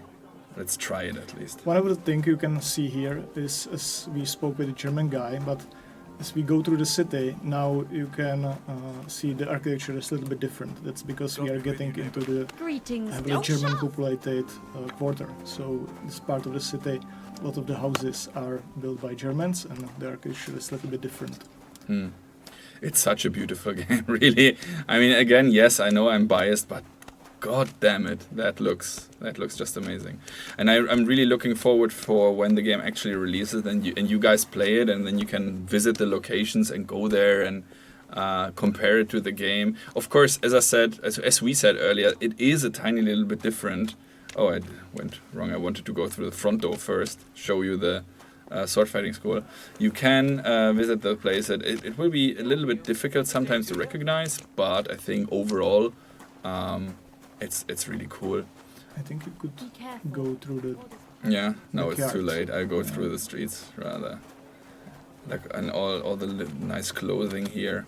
We have, I think, generally also a bigger variation of clothing, faces, hairstyles, voices, and so on. So generally when we said the game is bigger and better, I know it always sounds like a phrase, and probably it's also a phrase, but it's actually true. So we enhanced everything we could and tried to make it as nice as possible. Townswoman. This in front of us here is Hradek. It's actually a little, say, garrison place or little castle thingy in the inside of Kuttenberg. They, of course, since they had the central bank here, they needed to have some garrison, some. It's actually not like that. It's more like the palace. Oh yeah, sorry. Like the nobleman's, and it's also this part of the city on the edge, on the top of the river bank.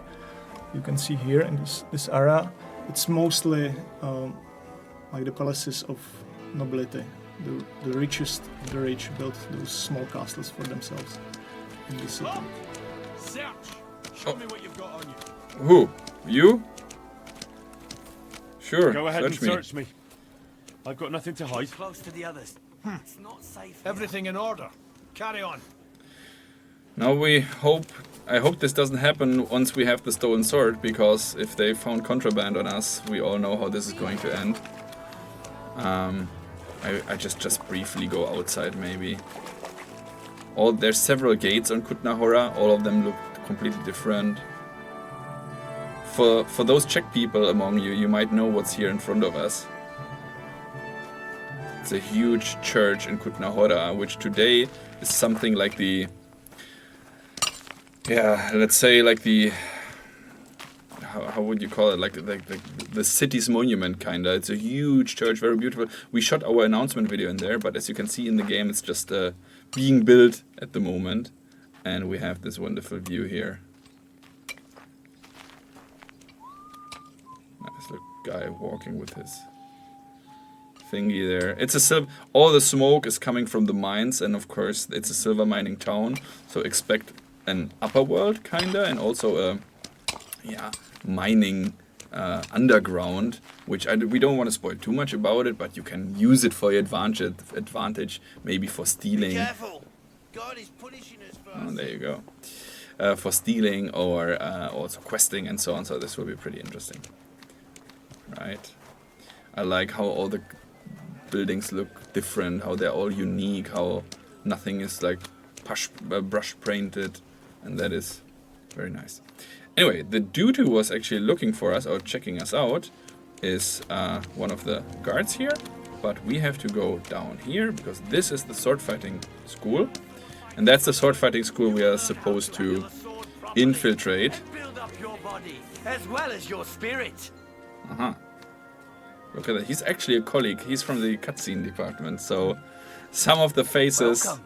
What can I do for you? I want to sword fight. No, I don't. I want to steal your sword, but I can't tell you. So, advantage of daylight. We can go in, and it will be all fine. It's not disallowed to be in here, so it's not a crime. If we go... But the inside here is the sword that we are trying to steal. But the disadvantage to go in during day is that, of course, all of them will be on their toes and they will see us if we will be trying to steal something. On the plus side is that all the doors are open. So when going in there, yeah, see, it's getting tricky already, and we see the bunny on the top, which is also a new icon from the game. So when the bunny is there, it's something like it gives you a status of what you're supposed to do, or where to be and not to be. Bunny tells us to F off, so we are effing off right now. And it's fine already. So going in during day might be a bit tricky, and that's why let's try and sneak in during the night. But first of all, let me go here outside, because if I time skip here inside that building, they will of course kick me out the moment they feel like I shouldn't be there anymore. Wrong button. There you go.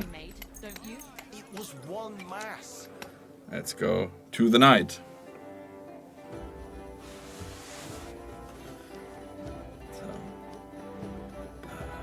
And it's nighttime. Hello, sir.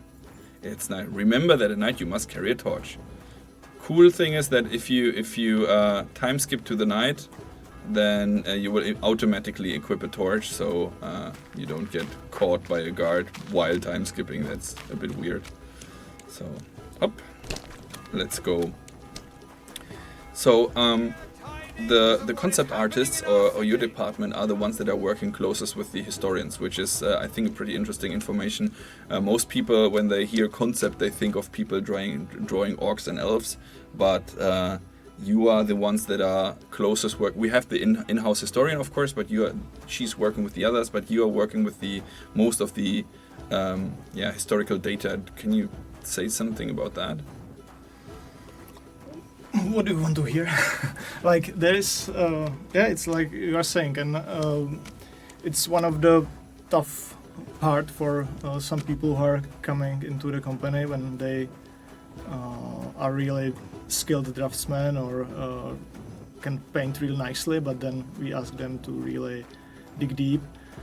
Fortunately, you would do even the fantasy game. The approach would be similar. You do some research.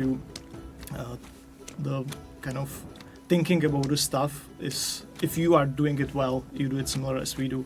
It's not a huge difference, but we are kind of bound much more to respect what we learn and like don't change the stuff just because we think it's looking cool. Yeah, that's the biggest challenge. Like, you are not always allowed to do what you think it's just cool. It needs to be cool, but also it needs to fit into the world. Yeah, but I think that is also where we sometimes have to draw a line, because and that is very often I'm being asked, like, if realism isn't like a handicap or something. But you need to understand that we are not killing fun gameplay in order to make something super realistic but super boring or tedious or something. The point is that the realism part is something like the vessel or the toolbox or the techniques we are using, the story we are telling, the way how we write the dialogues, how we think about questing and so on. So that is not the issue. However, sometimes, mostly due to technical reasons, we have to bend reality a tiny little bit, and that is sometimes, for instance, that armor maybe is not maybe it's 100 years older or younger or whatever, and sometimes we say, hey, listen, it just fits so well into the setting we need it, or the streets of Kuttenberg aren't always exactly how they are in real life, because sometimes you just need that little twist and turns for the draw distances and so on. But there are two things. First, with the armors, we are really trying to keep them as close as possible. So it's usually just the decision we are doing. For example, with one you can get with pre-order, we wanted to make kind of vintage armor, something like you get this luxurious vintage car, so this is vintage armor. So we did it like it's supposed to look like 50, almost 100 years old, like 50 I would say. So it's not like we just go through nice pictures of armors and wedge them together, but this is exactly what we do. So even if you and even with that, we of course can make some mistakes. That's given. You will. We have like around the guy who was painting the icons for clothing system. He did basically like 3,000 icons for the clothing system. So there's a huge amount of assets we have just for the clothing system. So it's kind of, you will have you will do some small mistakes on the way that's uninventable. But we are really trying to be as hard and looking for details and not forgiving ourselves to this bit. So yeah. And the other thing with the streets, we are usually trying to find some other way, something which would make sense. So maybe it's not 100% like we don't know how it was, for example, but we always look for how it could be. We have maybe something similar in some different cities, maybe even in Germany. There is some similarities in those cities, so we can always get inspired by that. That's a good point, because some of the stuff is destroyed already, so or just there's not so many things we can check out here in Czech Republic. So you guys are going further, trying to find information in France, Germany, England, and so on. However, you need to be different. You need to be careful, because things are also changing in looks and styles. People had different touches and different likings and so on. By the way, the reason why I was going out, because there was this dude standing around in the room, which I was a tiny little bit afraid that he will spot us. But I'm too good of a master thief here, so let's go out. Okay, I got that sword. We should be careful about the knights, the guards, because as you saw earlier, they can, if they want to, randomly search us, and if they do, they will find out that we have that stolen sword on us, because this ceremonial sword is obviously something that's not belonging to us. What is important though is, and that is I think really cool, quests play, and this was already part of KCD1, but we cranked up the volume again here for the second game. quests do play different according to decisions and things you do in the game, in the questing. So I will tell you later about what would happen if they will caught us, if they would caught us, or if we would lose in the beginning against Menhard. But here's a very interesting church. Can you tell us why it has only one tower? Because it still has one tower today. Yeah, you can see it. It's been built in that time, so you can see there's all around. They are just trying to build it, but that's, you already kind of mentioned the reason before. The whole city is undermined, and it was not really. It was dangerous to finish the tower. So when they found out, they just decided to not continue. So it looks almost the same today. I feel like there's a pattern there. The Sazava monastery was never finished. Now this church is never finished. And even Barbara took a few centuries to finish. So it's wonderful. But there's a battlement up there. Do you know why a church has a battlement up there? Do you know it? No. I know.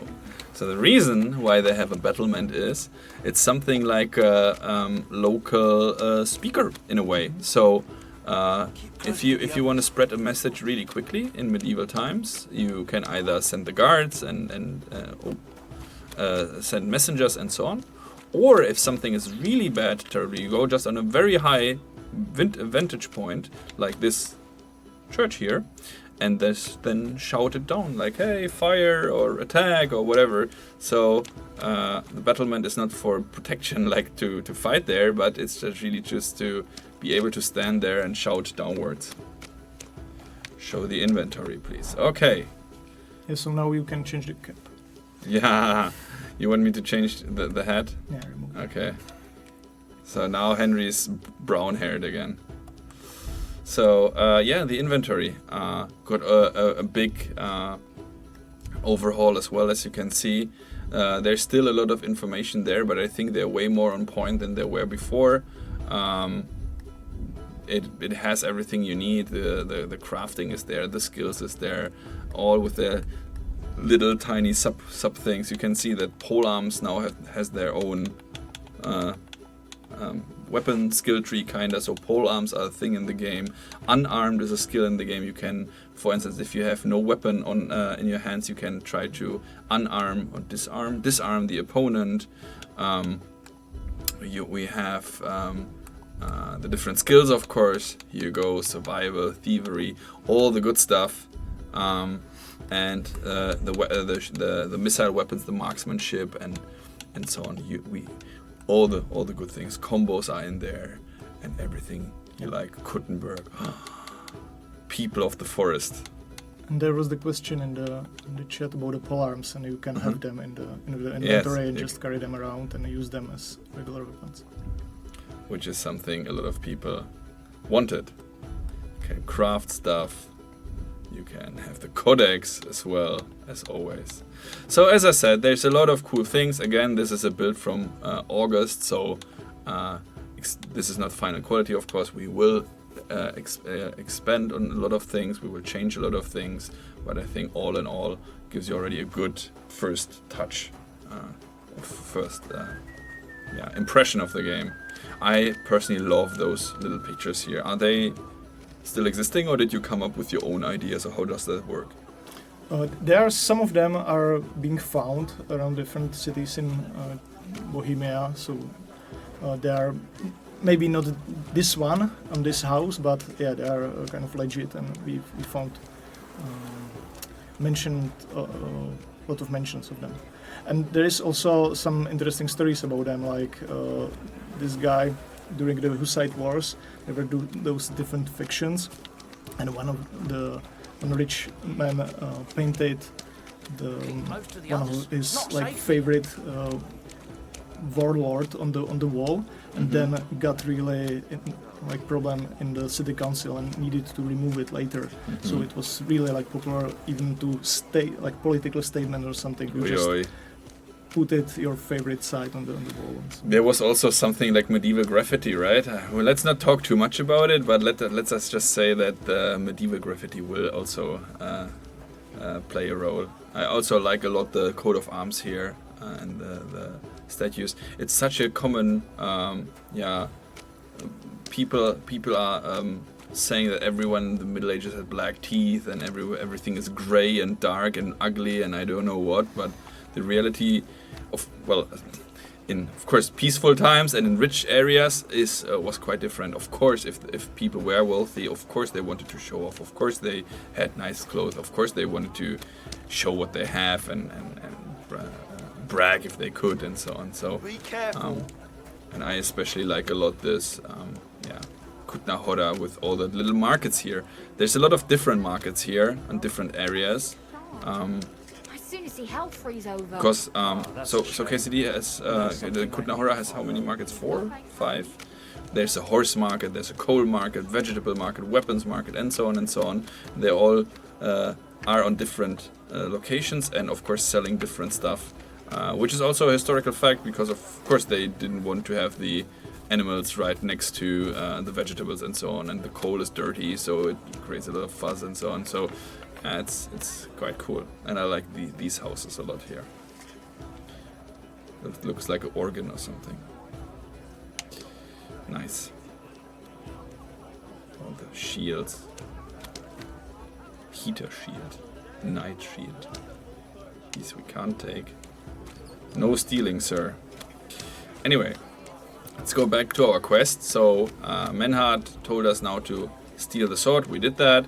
And now he wants us to hang the sword on the council hall, on the city council hall, which is here.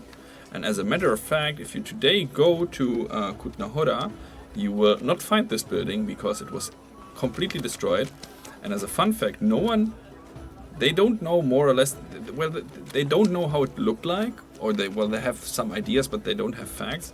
What they know is that there was an astronomical clock, but no one could tell us how it actually looked. So we took some famous inspiration from Prague, right?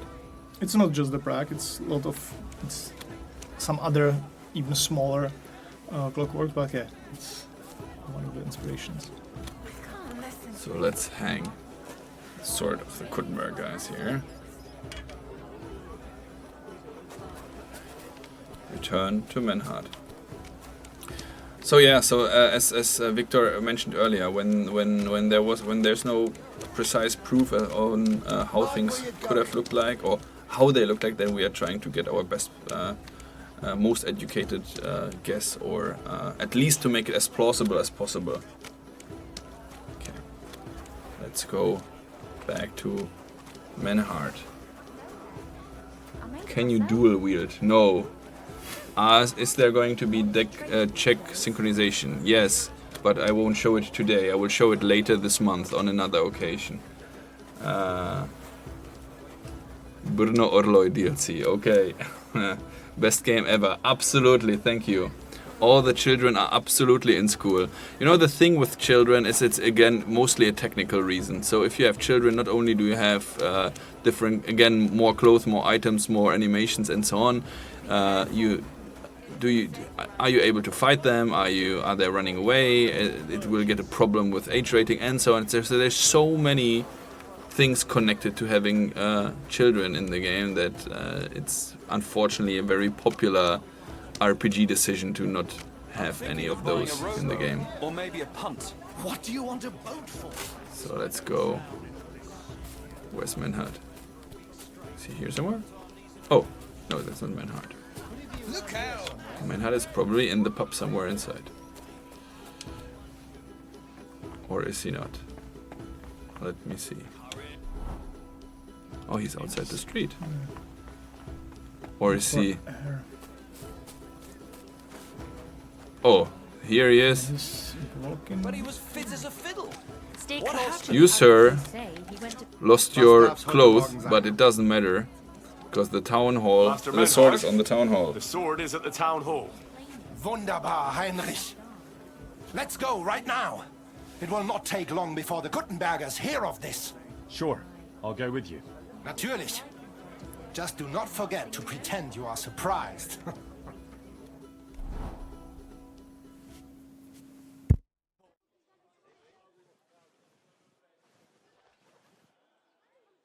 Fucking thieves. No, no.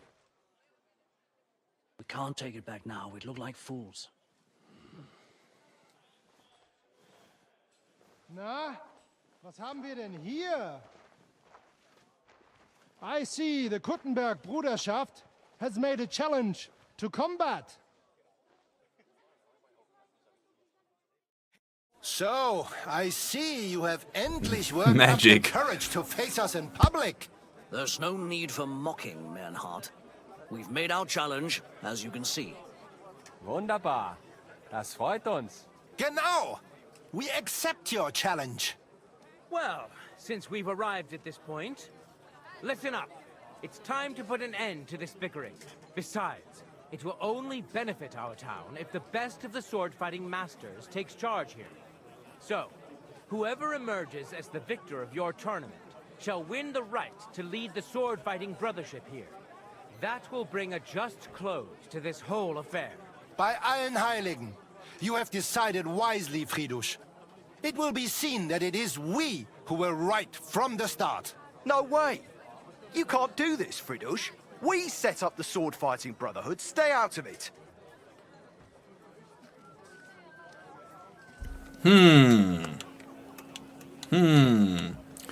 Nah, we will not doubt the council, of Menhard has course. a charter from the king. He's entitled to defend his right in combat. You keep your mouth shut, you thief. Calm yourself, friend. It's not such a big deal, is it? We'll compete honestly against these Germans, and then we'll finally have peace from them. All right, Nicholas. Let's show them Deutschers how we sword fight here. Because we ain't afraid of no one. You want combat? You'll get it. 3 members of our brotherhood will fight with 3 of yours. Each will have a bout with all 3 opponents, and we'll see who wins the most. Du Schwindler! You know there are only 2 of us. I agree with Emmeram's proposal. Kein Problem, Arne. We also have one promising student, nicht wahr? I would like to ask you guys, but because there's a tiny little bit delay and most of the questions are timed, as you can see, I can't wait for the responses, but Richtig. I'll help Fight on Menhard. Menhard's side. Gut, Heinrich. Gut. Ah, just what you'd expect. Menhard making pacts with fucking thieves. Was sagst du? Excuse me? Just that. Your little sticky-fingered Heinrich broke into our sword-fighting hall. Now that's nothing but dirty slander. I never stole anything, you liar. Pah! Swear it if you like. My conscience is clear, which is more than can be said for you. You're telling the truth, Emmeram. I heard about it too. Nevertheless, the duels will go ahead with longswords. But because Henry committed a dishonorable deed against the Kuttenberg Brotherhood, they shall be allowed an advantage. The Gutenbergers may fight in halberds and steel helmets, and the Germans will face them only in gambesons. Es ist nicht gut, Menhard. Es ist ungerecht. Moan all you like, Deutscher. You deserve it. Keine Sorge, Arne. Wir können es schaffen. Agreed. Komm, Heinrich. We must prepare for the Fechten. So it was loose. So, So, Heinrich, we will engage with these Kuttenbergers. Endlich! Danke. You arranged it for us. Aber schade that they have seen you doing it. I'm sorry, Menhard. I did what I could. Is it going to make things difficult for you? Yes. The Kuttenbergers will have light armor, but we must manage it. I am more disappointed that they will now know of our kleine deceit. Aber nichts. We can only restore our good name by victory in combat. You can count on me, Menhard. It will be an honor to fight by your side and enforce the will of our King Wenceslas. Genau, Heinrich. But first, we must make you one of us and accept you into our Bruderschaft. All right? Is that a problem? Nein, nein. You must only take an oath and undergo a test. We cannot just take everyone. That is our Regel. You must show that you have some skill with a Schwert and that you will not bring us shame in the Gefecht. So we know that you will not lose your life in combat. Surely that's not necessary. After all, I defeated you the first time we met, remember? Na ja, you are right. Herrgott, you must have been sehr glücklich. But you fought well, yes? And you showed that you have some skill. So, we can receive you into our Bruderschaft sofort. Menhard, I'd like to join your brotherhood. Certainly. Let us go somewhere more geeignet, so it has some class. Each new member must pay for acceptance. But in your case, since you have helped us, I will relieve you of that obligation. Danke, Menhard. And now, the oath. Arne will be the witness. I will be honored. Kneel, Heinrich. Hör gut zu. Do you solemnly swear that you shall act honorably and justly, and that you shall not bring shame upon your name or mine, or bring disgrace to the sword-fighting Bruderschaft, that you shall defend and adorn the reputation of the Bruderschaft and its rules, and that you shall heed my word in these matters, that you shall diligently train in the art of the Langschwert and not allow yourself to be shamed in combat, that you shall thus act for the greater glory of our Bruderschaft and our martial art? Place your hand on this sword and swear. Okay, now we can choose. Do we swear by the king, by the father, the blacksmith, or all the saints? 1, 2, 3. Father. 1, 2. King. 2, 2, 2, 2, 2, 2, 2, 2, 2, 2. By swear by father, the blacksmith. By the memory of my parents, and by the soul of my dear departed father, Martin, blacksmith and sword fighter, I do so swear. Stand as one of us. Heinrich, I hereby name you my student in the art of sword fighting. All honor to you, Heinrich. It is good that you have come among us. And now listen to your first lesson, and always remember this principle. It is not important to strike, but to strike and wound. I'll remember that, Menhart. Gut, Heinrich. I shall make a great fechter out of you one day. Let me know when you are ready. We will get to work and cross swords with the Kuttenbergers. Actually, I'm an idiot, because when I was showing you how, the way how they found us was when I was trying to get there during day. Can you remember I was showing you the bunny thing? So I'm an idiot. If I wouldn't have done that, they wouldn't have seen us. But on the other hand, it shows you that, as I said earlier, quests do play differently according to what you do. So now, since they know that it was us who stole the sword, stupid me trying to show you the bunny icon, then they get the advantage of fighting in plate armor. If they wouldn't have found out, they would be too embarrassed to actually admit it, and they would be fighting. We would both be fighting in light armor. So I think that's quite cool. And if we are being searched by the guards, then they would take the sword from us. Today, 2 sword-fighting brotherhoods will match their skills. The Gutenberg Brotherhood, led by Master Nicholas. Glory to Gutenberg! Kick those Germans' asses, Emmeram! And the Frankfurt Brotherhood, led by Master Menhard. It is an honor to be able to show off our skill in front of the whole Kuttenberg.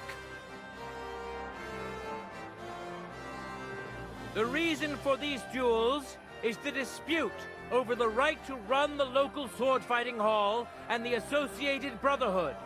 The local brotherhood was founded by Emmeram the Butcher and his associates. What they did not know, though, was that King Wenceslaus had tasked Master Menhard to do the same. The king ain't here, Emmeram is! The Brotherhood belongs to the Kuttenbergers! And since King Wenceslaus cannot resolve the dispute, the town council ruled it shall be decided through a duel. So, the matter shall be settled before the eyes of the council, as well as the burghers of Gutenberg and God Almighty. A wise decision by the council. Let the best master lead our brotherhood. The duels will be fought with longswords. The Frankfurt Brotherhood will fight in light armor. However, the Gutenberg Brotherhood will be granted the advantage of the halberd, because Henry here present aggrieves them with dishonorable behavior. Nicht nötig. Armor or not, we are the better fechters. You got a lot of nerve for a young pup. Enough of this. You will have the opportunity to face off soon enough. Each dueler will face each on the opposing team, and whoever beats his opponent twice wins the duel. The Brotherhood whose members get more victories will be declared the overall winner. As is the law, all the necessary armor was lent to you from the town armory, and you must fight in it. If there is anything wrong with the armor, you can fix it with any of the repair tools you'll find in the armorer's tent. And in case someone gets seriously injured, the bathmaid will give them the care they need. Or Father Tobias will perform the necessary rites. But I do not think it will come to that. Now that everything has been made clear, swear before God. You will fight fairly, justly, and respect the judge's decisions, as well as the outcomes of the duels. Das geloben wir im Namen des Vaters, des Sohnes und des Heiligen Geistes. By God Almighty, we so swear. All the requisites have been satisfied. Therefore, let us proceed to the first duel. Master Menhart against Lindhart, the cobbler. Let's go. So they will now start the fight together. As I said again, don't worry the little bugs here and there. As I said, that's a build we are having from Gamescom, so chances are extremely high that most of the stuff is already fixed. It's just it was a very good stable one for streaming, so we use that one. Anyway, they are now fighting. As you know, most of all the NPCs are able to also fight. Obviously, we did a big change in the combat, so that not every enemy will be able to counter parry you and master strike you and so on. So there should be bigger variety and so on, and not everyone will do the super moves. But you can get a good guess of who is fighting by looking, or how they are fighting by looking at them. I will take, what should I take here?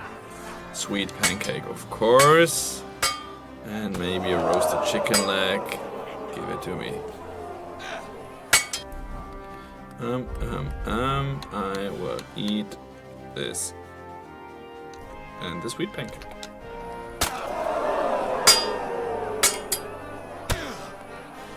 Hooray! Today's first victory goes to Master Menhart. Let's see if he can keep it up, or if Linhart can even the score. Get ready for the next round. Henry, your villainy disrupted the court dispute, and I therefore ban you from participating. But because you have broken the law as one of Menhart's duelists, your offenses also fall on him and his honor. I therefore declare the dispute settled in favor of the Gutenberg Brotherhood, and you, Henry, will be punished according to the law by the guard. Well, I screwed up. I don't know how I screwed up, but I screwed up. You've been loitering around where you shouldn't have. And I've received reports of things going missing. Don't think we're idiots. You've been accused of theft. You'll pay a fine, and if I don't find those things on you, you'll pay for them too. I said surrender. All right, I'll pay. I don't want any trouble. Now, let's have a look at what you've stolen. Show me the goods. And if I find anything else on you that doesn't belong to you, I'll confiscate that too. Take a look then. Good. You don't have anything else on you that doesn't belong to you. In that case, an indulgence will suffice. Now, be on your way. Funny. Okay, let me see. With maybe I have maybe that one. That one could be. Let's try Telemanhunt. Let's try this one. Let's try this one. Maybe we can save the situation. Yeah, 1,800 is really hard. We need the cash. But you get the bathhouse you wanted to see earlier, right? So it has something. Let's try again in fast forward mode and see if we can this time win fair and square. Well, fair and square stealing without anyone noticing us. But it's life, and life things happen sometimes, don't worry. As I said, very early build still, and these are really minor things that should be gone already. In the meantime, we will have a wonderful night stroll again through the city of Kuttenberg. By the way, whenever we are mentioning Kuttenberg, everyone's like so focused that one map is Trosky Castle and the other map is really only the city Kuttenberg. But Kuttenberg, honestly, is just a very tiny part of the entire map. So if you look around, Kuttenberg is big, as you can see. Suchdol, oh my god. But still, it's just a tiny, well, on the map size at least, a tiny place in the entire map. So let's try again, and this time hope for the best. Hop, hop, hop, hop, hop. Maybe hide the torch. Oh, that's a good point. I also didn't check if there's someone here. Hop. Let's hide the torch. Sneaky sneak. So let's try again. And let's this time be undetected. So hop.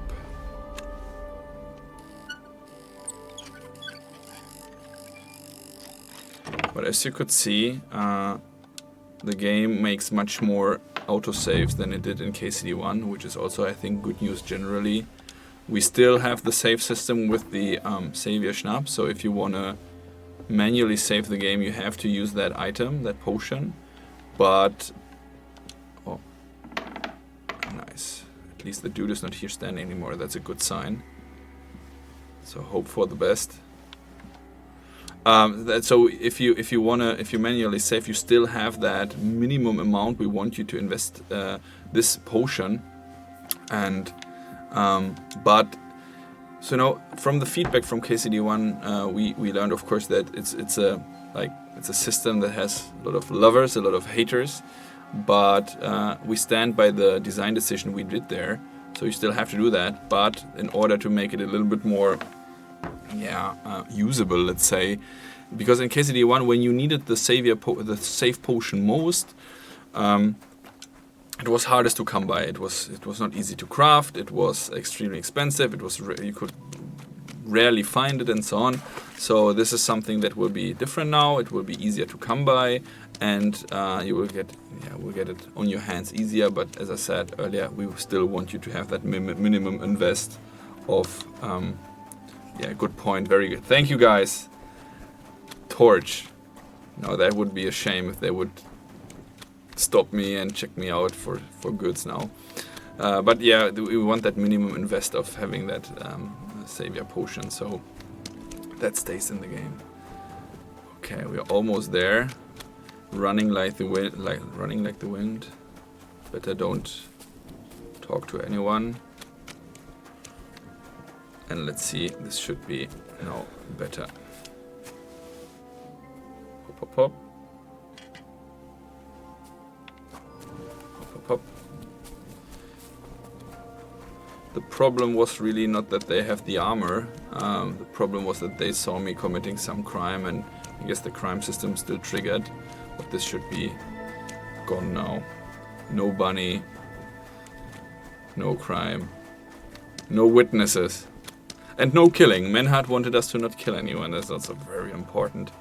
Because otherwise we all know that Henry is a silent killer. Smooth killer. Oh. Excuse me, but you can't just creep around. Yeah, sorry. Let's just hope for the best. Sorry, don't mind me. Okay. Almost there. Almost. Too stupid to push the right buttons. Let's time skip to the morning and let's try again. So, about killing with no witnesses. Actually, the crime system got improved a lot. So, when they do not see you directly committing a crime, then of course, this was also already part of KCD1, they will have problems to tie it towards you. However, oh, I fall down the stairs. But if you commit a lot of crimes in a specific area, and no one knows it was you, then the area will generally get more vigilant. The people will start carrying weapons around. They will. The skill checks will be trickier. Oh, let's see if we have clothes now at least. Fucking thieves. No. We can't take it back now. We'd look like fools.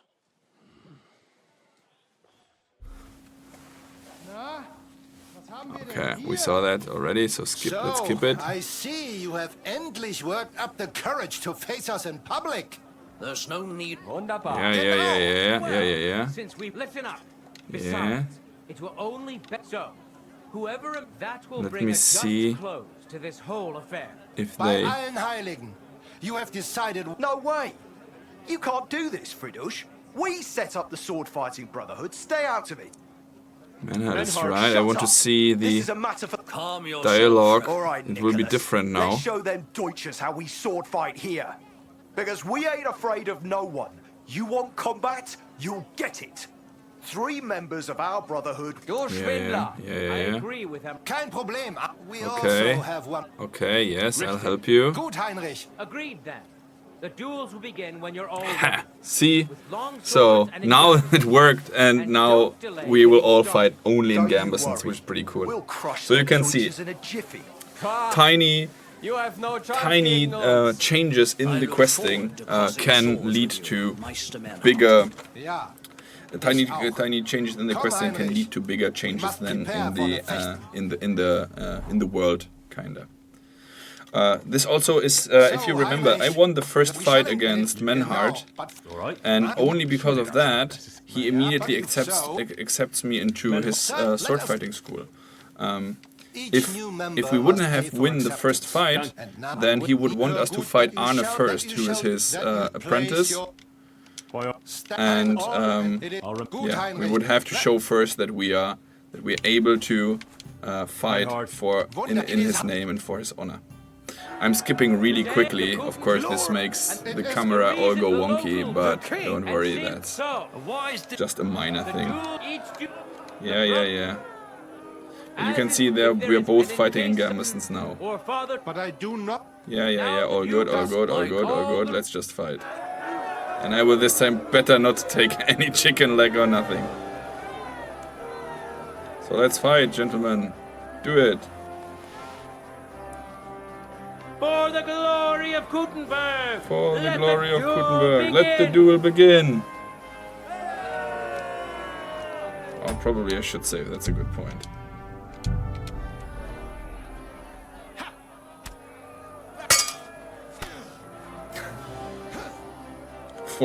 For Gondor, exactly.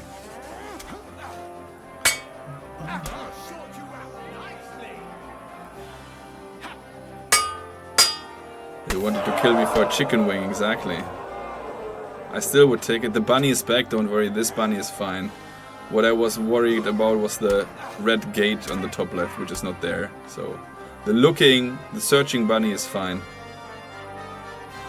I just need to win, need Manhart to win. The roasted chicken leg looks so good. I wanted it so much. Victory goes to Master Manhart. Let's see if he can keep it up. Much quicker. Or if Linhart yes, can even the score. it was much quicker without the armor. Exactly. Get ready for the next round. Because of course, as I said earlier, the NPCs are using the same mechanics as you do. So if they fight in armor, it's harder to wound them. If they attack spots that are without armor, then you do greater harm and so on. So this is all in there and all calculated. And they can do all the tricks, of course. And as I said earlier, not everyone can do all the tricks. He said sorry and he got whacked anyway. Behold, Master Menhart proved his mastery. And of course they can lose as well. This is not a scripted thing, so let's see how everything turns out. Its first victory. It was the question about white screens.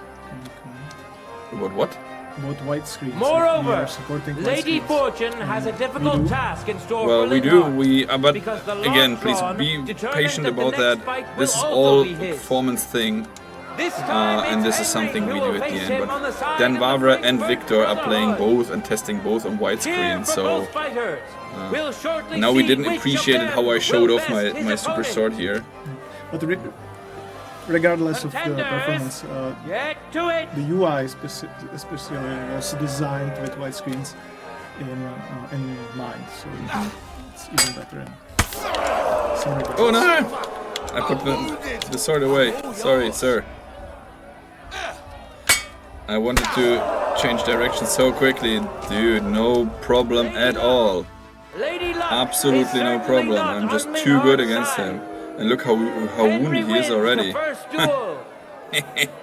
Easy peasy. All the blood on the ground here. Let's see if the winner can keep it up. Maybe he just wants to go to the bathhouse. Because the chat wants to go to the bathhouse. I saw that already. No time to lose. Yeah, no time to lose. Get to it. Less talking, more killing. One attack to the head. And then stabbity stab. Come on, dude. Dude is wounded already. Yeah, no problem at all. Easy. Who's the better sword fighter again? Yeah. That makes the second victory for the Frankfurt Brotherhood. Yeah. Woohoo!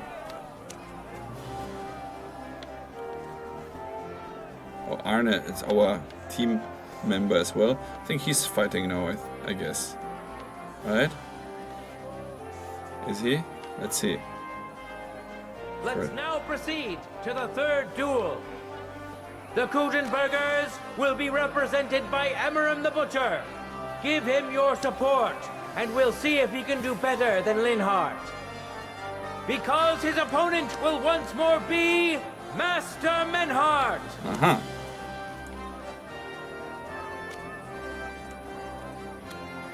Let's do more fighting. Oh yeah, so about the tournament. Of course, this one is now a tournament that is happening in a quest. But of course, as you know, the tournaments in Rathai, then Kutna Hora will also have them, as you can see here right now. So tournaments will be a thing as well in the game. Don't expect jousting. I can already crush all your houts. Jousting will not be a thing in KCD at all. So the tournament is a thing that is focused on sword fighting mainly, or well, melee fighting mainly. But I know everyone wants jousting, but I think that it's maybe a little bit like Quidditch in the Harry Potter game. I think that's a game for itself, kinda. But yeah, how frequently the tournaments will be? Well, there will be some kind of rhythm. I can't tell you from the top of my head, but there will be, of course, some kind of rhythm, and you can be part of that. Yeah. The bunnies actually are they are more successful, more famous than we thought at the beginning.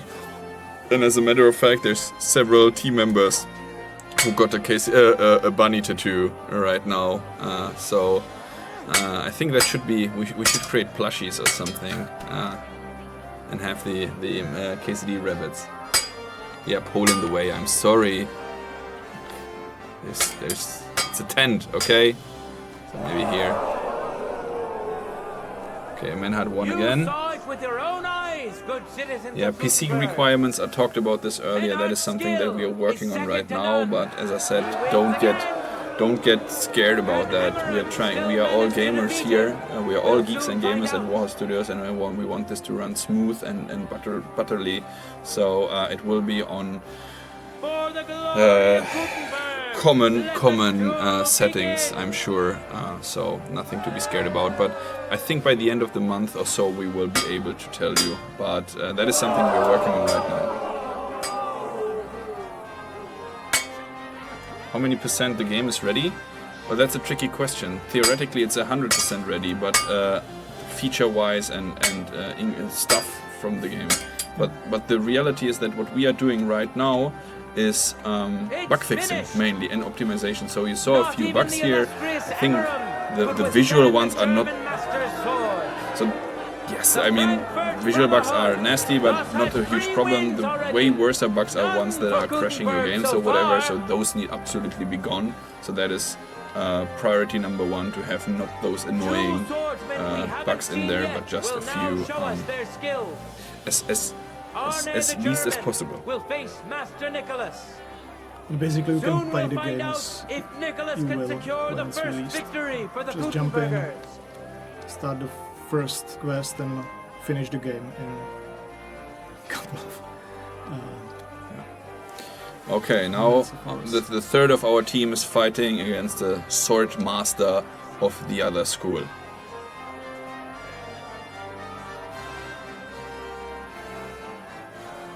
Ready? Go for it!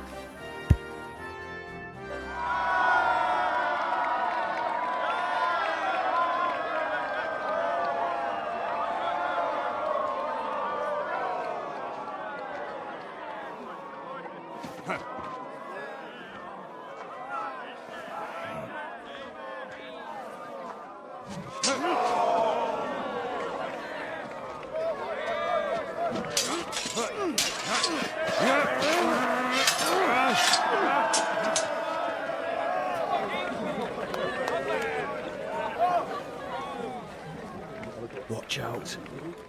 He's coming round.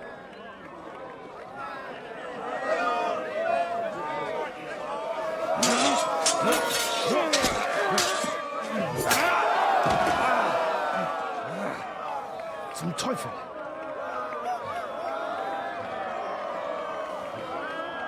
And the victor is... Nein!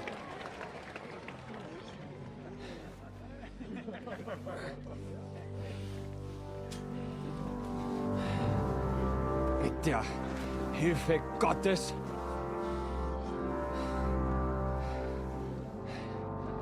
I will continue.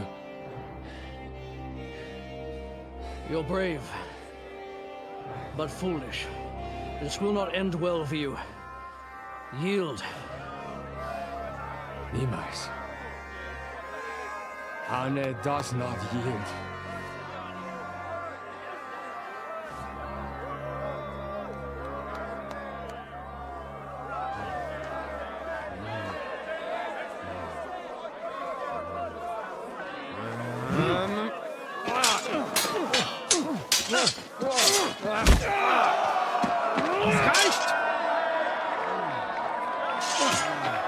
This Gefecht is over. You win. You acted with chivalry, Master Menhart. But intervening in a duel is a breach of the rules. There is no choice but to disqualify you from the tourney.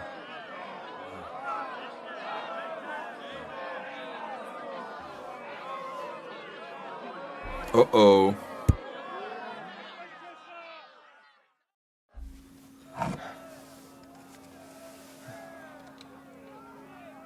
How does it look?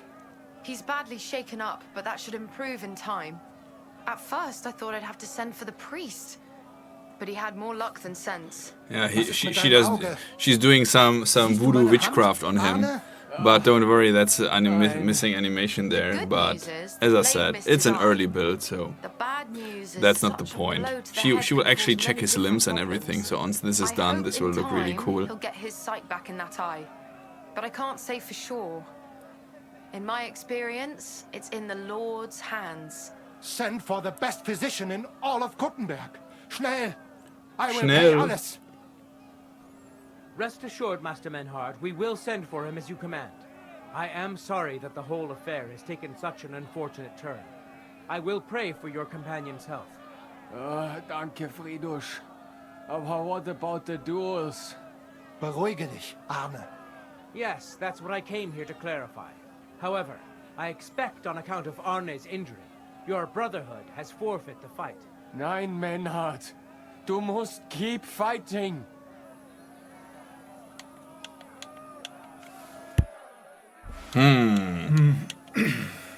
We continue 1-1-1, of course, right? Henry the Savior. Menhard and me can continue. Heinrich had recht. I want to duel Nicholas. I understand your wish, Menhard, but I can't grant it. You've been disqualified. 2 combo breaker. Scheiß drauf! I will fight Nicholas, and you better get out of my way, Fridusch! I'm warning you, Menhard. You swore to respect the results of the duels. Verdammt! Listen, Nicholas has defeated Arne, and Arne is in no shape to continue. So all 3 victories go to the Kuttenbergers. Menhard, you defeated Emmeram and Linhard, but you can't duel Nicholas. So 2 victories belong to you, and 1 to the Kuttenbergers. The only one who can still fight for you is Henry. He already defeated Linhard, so the score is 3-4 in favor of the Kuttenbergers, with 2 duels left. Hold on, Fridusch. Arne could duel, but it's clear he wouldn't win. So all the victories here belong to the Kuttenbergers by right. But the only thing preventing Menhard from fighting is your decision. Otherwise, he's at full strength and ready. That is true. We swore we'd respect outcomes of the duels, but since there was no duel between Menhard and Nicholas, there is no outcome. So neither side can claim victory. Wise words, I must admit. The way I see it, both sides have 3 victories, and I have 2 duels left. That sounds right and fair to me. All right, so be it.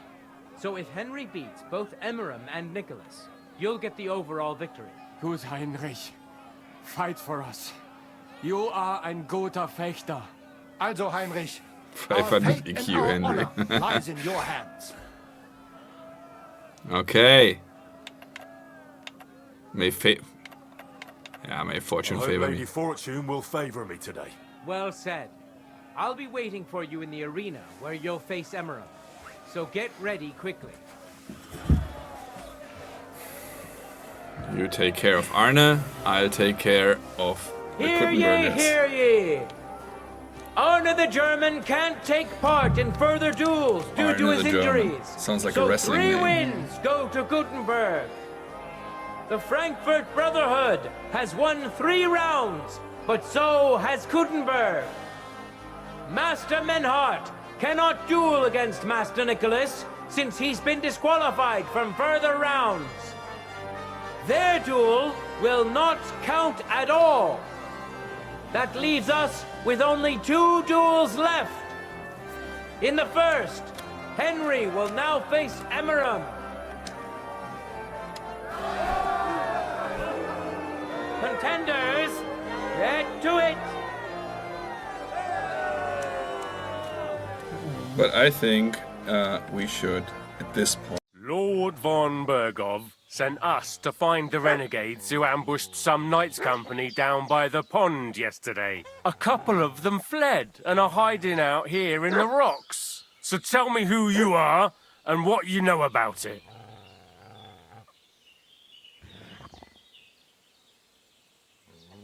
You're from Lord von Bergov. You don't look like it. Kurva! Watch your tongue with me, boy. When I say we're from von Bergov, then we're from fucking von Bergov. Who else would we be from anyway? You can talk to me or talk to Cold Steel. Who the hell are you? And what are you doing here?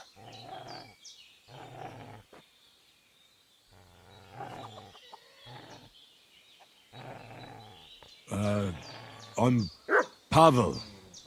And I'm here to help Bozhena. I don't know anything about any attack. But I met some of von Bergov's men in the woods, too. They had his shields and Waffenrocks. They were looking for some cutthroats. I gave them directions here, so you can join them once they get here. Fuck. What's the matter? Nothing, fuck it. Just tell them we'll wait for them in the tavern in Jelly-Off, alright?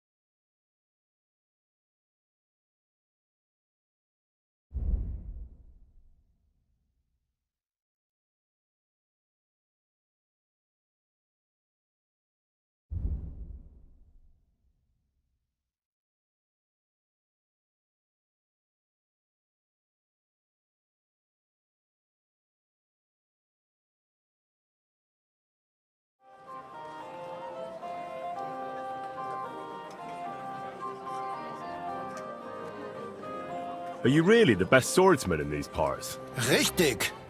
No man is better.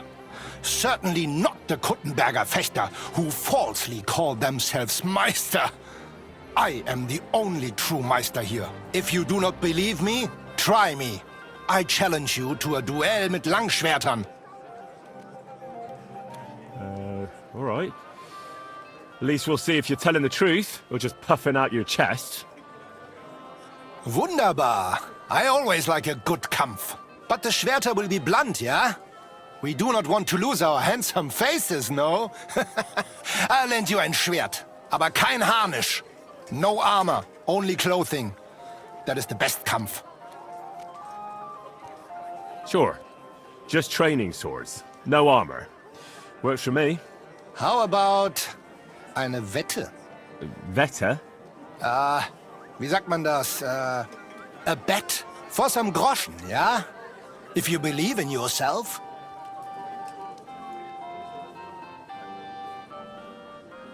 Naturally. We're not going to work up a sweat for nothing, right?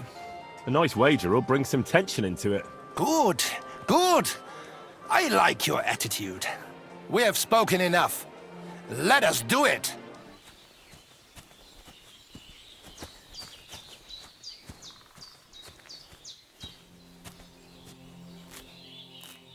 That's it. Chamomile. Right, I've got all the herbs I need. So back to Bajena on the double. The sooner Hans gets that remedy, the better.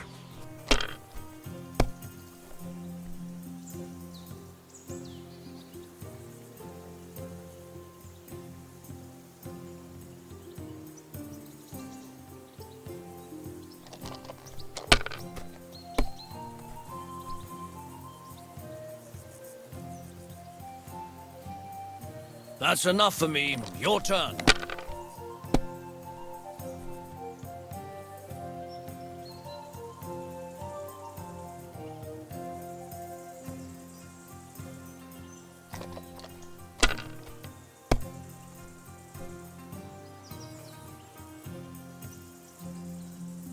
If I was you, I'd take it.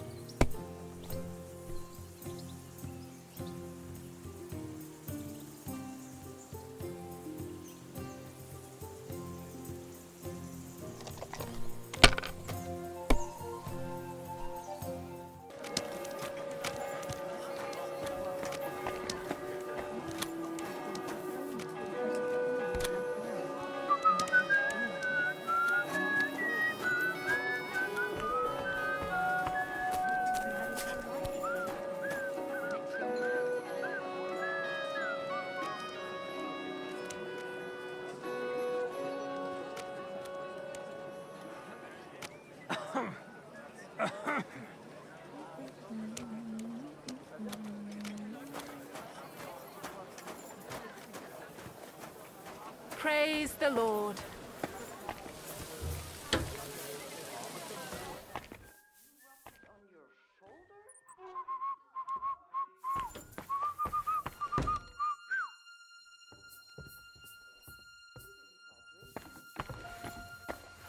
Huh? You can't be here?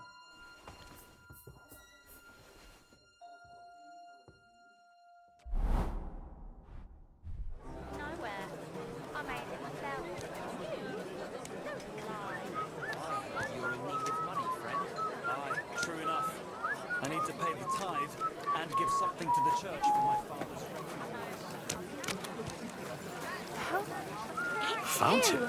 Back already? Where does the water come from? Doesn't it? Here, It sure in the middle of the does. city. Go on then, how was it? What can I say?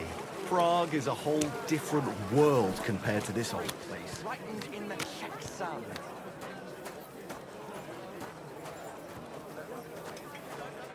Good morning to you.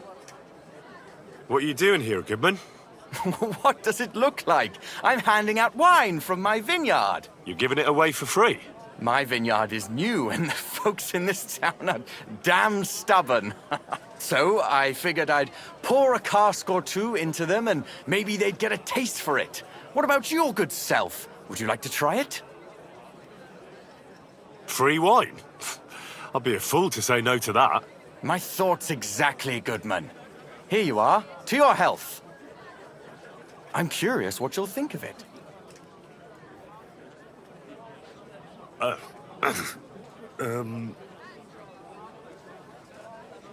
Are you sure that's wine you poured me? This tastes like... Well, how should I say it? Forgive me, Goodman, but say no more.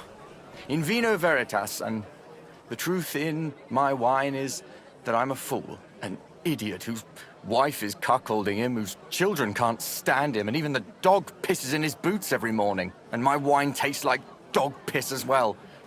I never should have bought that damned vineyard. If it wasn't for those fucking monks selling their wine everywhere they can, I might have a chance. And not like this. Is there anything I could do to help you? With the dog pissing in my boots? Well, I'm not sure. I tried sticking his snout in it, putting pepper in my boots, and nothing worked.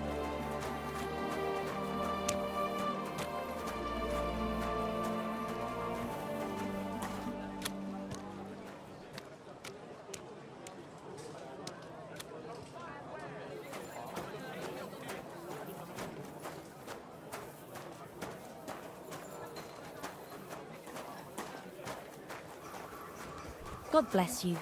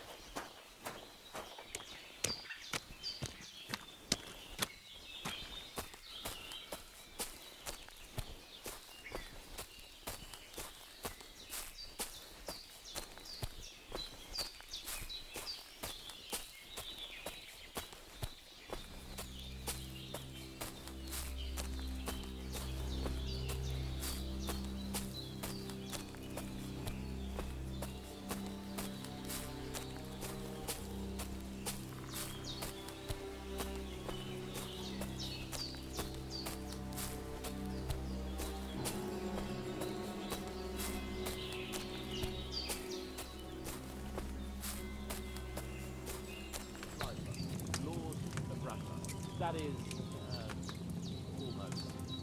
Almost a nobleman, sir? It's, well, a little complicated. Basically, my father, bequeathed his estate to me when I come of age.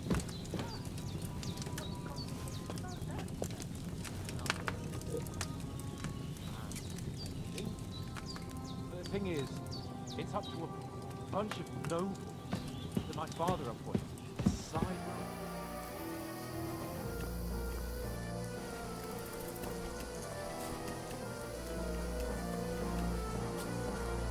There's a path, but through fissures. Oh, there's no other way to go anyway. Hans won't be too happy when I turn it. Where are they? I don't know.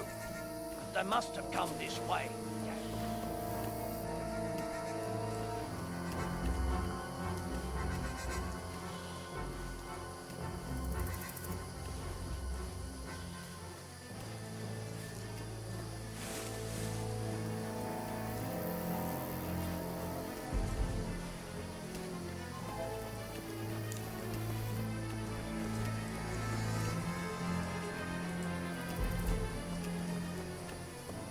This looks like a way out.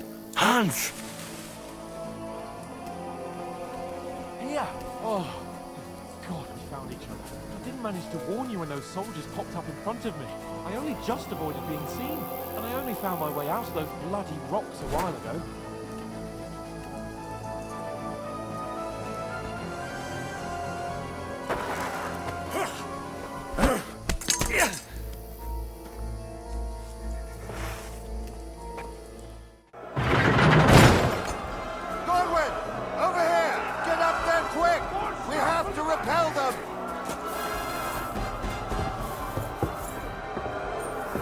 Shoot him!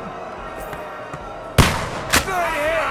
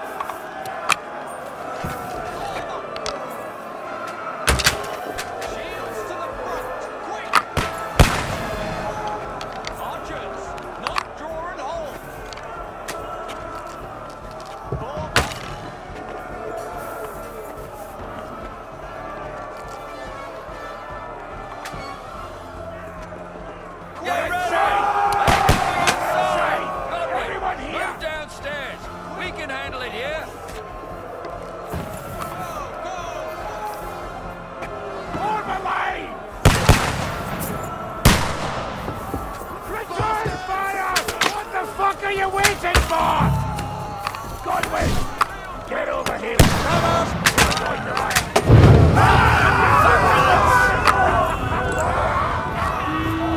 That's it! Burn, fuckers! This won't stop them! Godwin, draw your sword and follow me! Nice technique! Did you see that? Weren't expecting that, were you?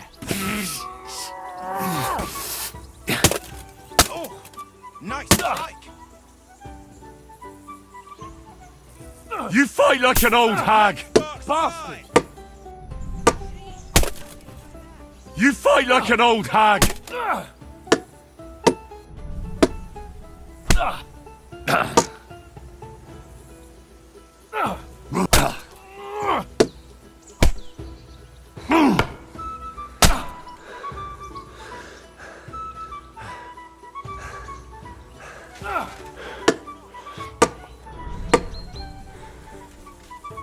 Go, fellas, go! How do you do it?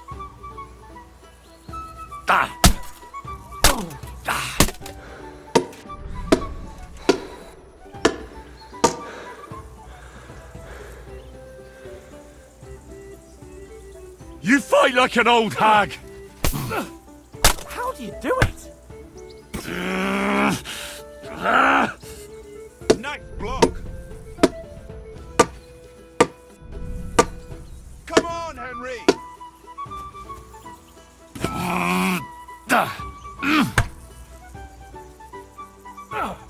Ow! Kurwa!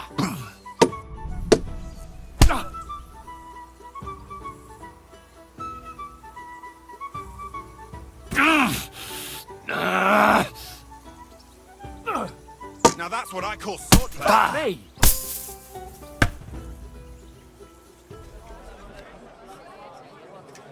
Yeah, I'm ready. Let's do it. You've no chance against me! Shut up!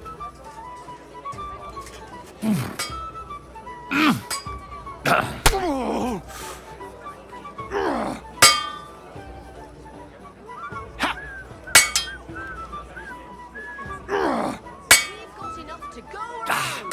Anything.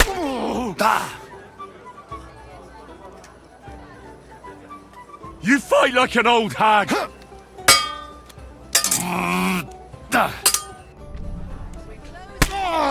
chance. Here with that crossbow and join the line. Godwin!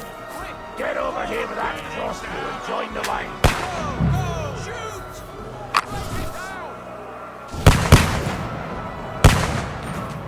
Return fire! What the fuck are you waiting for?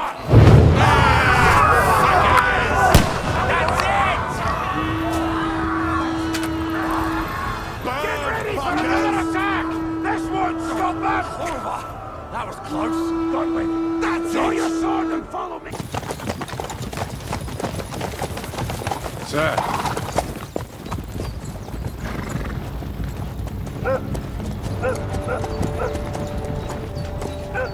Should we get ready for a fight? Take it easy, Henry. They're wearing von Bergov's colours. They're from Trosky. Surround them! Don't let them get away! Besides, we won't stand a chance against them. Don't do anything foolish, fellas. Just follow my orders.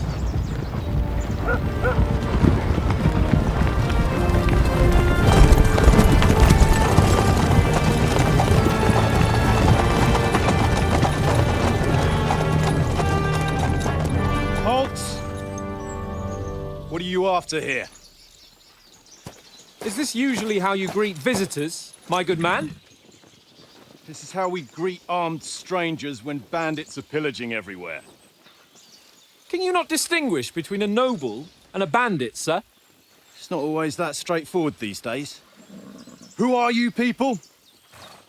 Sir Hans Capon of Perkstein. I bear a letter for Sir Otto von Berghoff from my master, Sir Hanush of Leipa.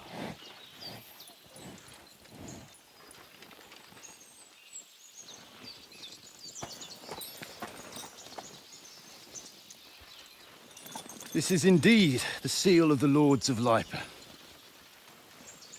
And unless I am mistaken, Lord Hanush of Lipa is on the side of King Wenceslas. While my master is a member of the League of Lords, who side with King Sigismund.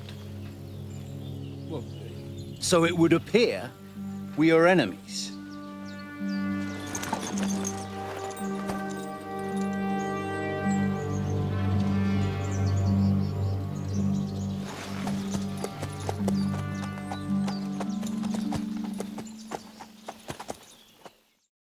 The Holy Roman Empire, 1403. Panie, mój Boże, wysłuchaj mnie. Całe życie mordowałem i ruchałem. Więcej razy paliłem kościoły, niż byłem u spowiedzi. Wybacz swemu słudze. Wybacz i pozwól mi jeszcze tylko raz wykastrować tych bezbożnych skurwysynów! Welcome to the first look at the gameplay of Kingdom Come Deliverance 2, a unique action RPG with a vast realistic open world and a grand cinematic story. As the young lad Henry, you will embark on an unforgettable journey through the beautiful but brutal world of the late Middle Ages. Our task for this quest is to find two men-at-arms, Raniek and Ada, and recruit them into a rebellious task force of which Henry is part. With a bunch of talented criminals and violent drunks, you're about to unleash a guerrilla warfare against Sigismund, the usurper of the Bohemian throne. The first man on the list, Raniek, was last seen in the nearby village of Bilani, playing dice in the tavern. Let's go ask the local gamblers about him.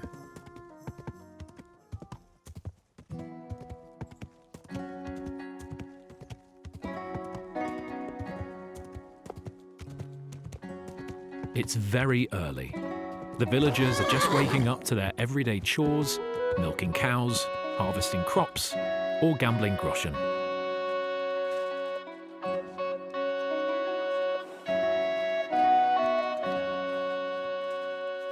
Lord be with you. Greetings. What brings you here so early in the morning? The innkeeper said you were playing dice with Raniek. You know Raniek? Then you must have a drink with us. Thanks, but I'd rather know what happened to Raniek. Impatient, aren't you? We can take you to him right now, if you want. Lead the way, then. Come on. Nice fellas. They offered us a drink, and now they'll introduce Raniek to us. No questions asked. Looking forward to meeting him. Seems like a feel-good quest. Hey, do you want to see him or not?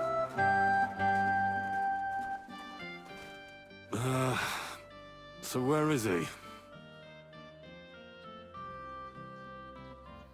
What? Where is he? I don't get it. What happened to him? We met this Raniek in Pshitoki. We even lent him money when he had nothing to play with. He swore he'd pay us back. Then we met here and played some more. Raniek kept losing, but he didn't know when to stop. What did he do to him? When it was clear he had no way to pay us back, we started watching him to make sure he couldn't run away. He started whining about having to go take a dump. But we didn't want to watch him shit himself, so we let him go and said we'd wait outside the shithouse. But the bastard got the idea to flee the other way. You mean through... But I reckon it was deeper than he thought. And he never came out. I'm gonna pull Raniek out. Well, if you say so. But I wouldn't go in there for a golden pig. And when I find him? Just pull him out and search him. That bow of his should fetch a decent price. Jump in then.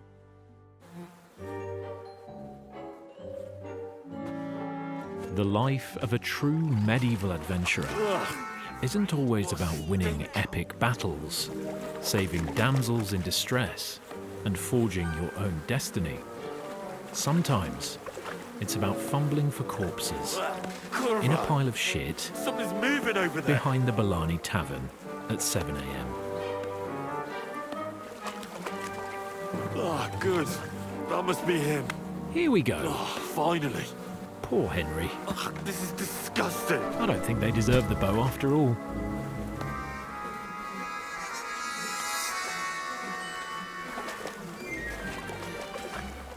Don't be afraid, feel around. Hey, where are you going? Come on, do it! Find the bow! Now, bring us the bow. What about the... Not another step! God, what a stench! So, did you find the bow? Well, I have it, but I won't give it to you.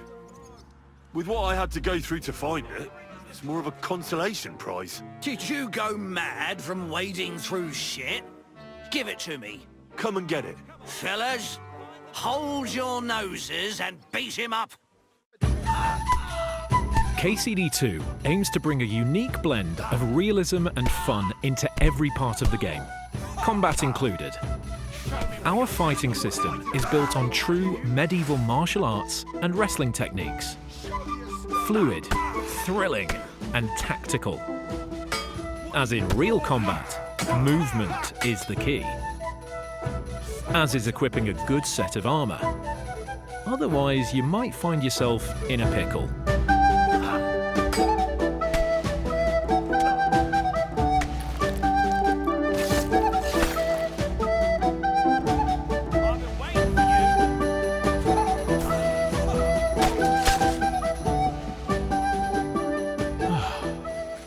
We should leave before someone notices the new corpses and starts investigating. What the? Did I step in shit? Oh, it's just you. I, didn't have the time to wash up.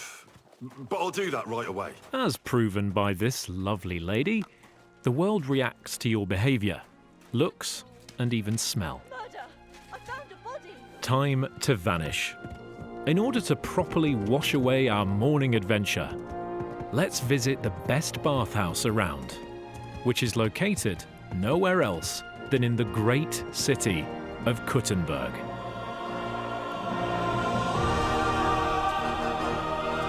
The crown jewel of the Holy Roman Empire, the central bank of the kings, a place where people of all sorts come to pursue the Bohemian dream and seek their fortune. A city filled with people to befriend or betray, and all sorts of adventures and quests for you to uncover.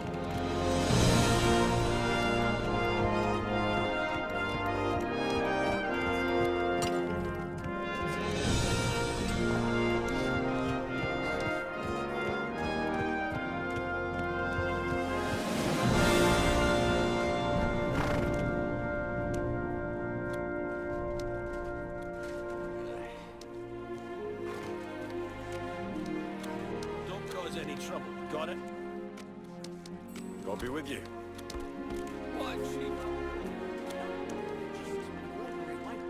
But it had everything. What can I do for you, you stinker? I need my wounds treated and my clothes washed. And then I'll have a hot bath. Great, but it'll cost you.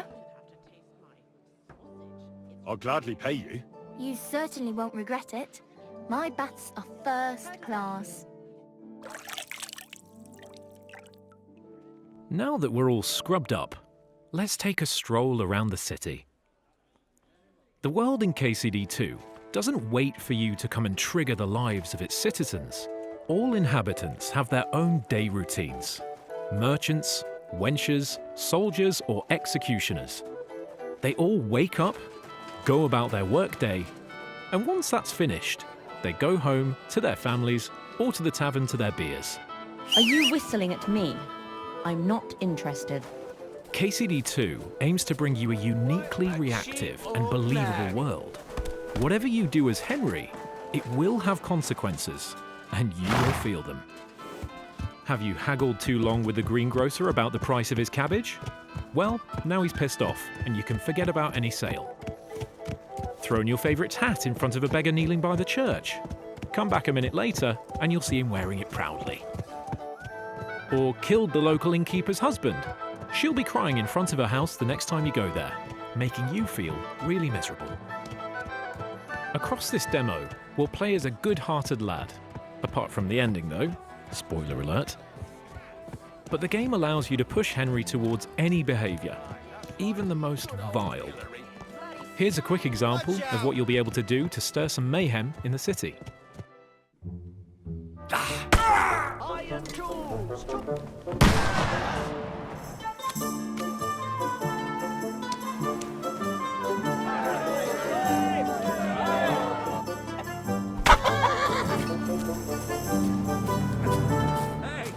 Did you forget your clothes somewhere? Aye. At your mother's place when I was shagging her.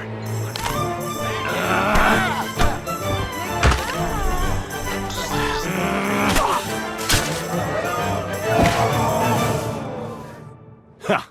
That was just a little appetizer. And now I'm hungry again. So I reckon it's time for another course. What do you say? And now, back to our good lad Henry.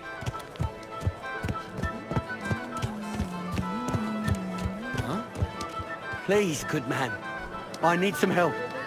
A prime example of a random encounter. What is it you need? I lost something, and I can't find it for the life of me. My leather satchel. I put it down here for a moment, and now it's gone? Where did you put it? Somewhere around here. I made sure it wouldn't be in plain sight. At least I think I did. Oh, a moment's distraction is all it takes. Someone must have filched it from you. If I don't find it, I'm done for. Now hold on, wait! What are you doing? Give it back right now! Cheeky bugger! 50 groschen? That's worth at least a hug down the bathhouse. Stop! Enough! Had enough? I... Now hand it back. Everything you stole from me. Here. That's all of it. Can I go now? Piss off. You're acting like a child. Go and whistle somewhere else. With our groschen back in our pocket, let's go to see a merchant to stock up on food, sell Raniek's bow, and head to the whereabouts of the second man on our list.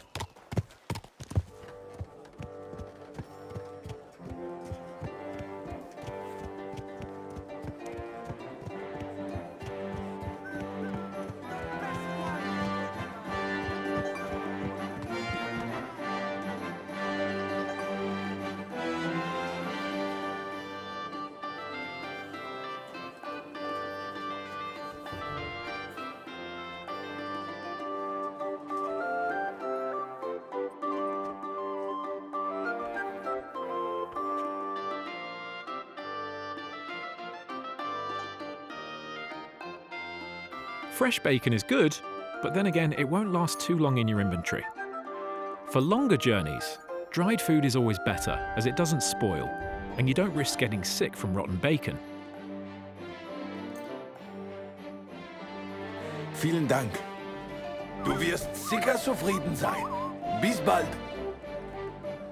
Now that we're geared up with some food for our hungry Henry, let's proceed with our quest.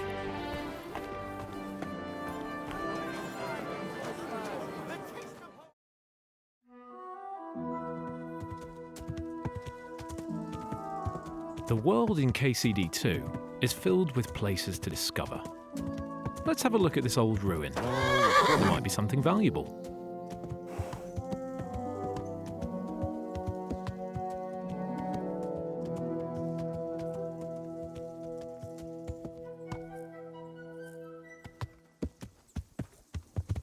Turn that horse around and get out of here right now!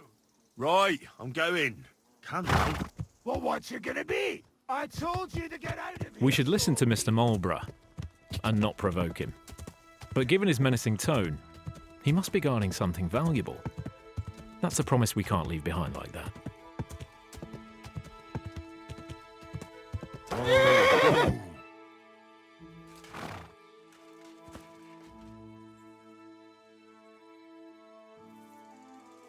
Let's change our outfit to something more quiet and drop the chainmail for a bit, so we don't rattle across the whole camp.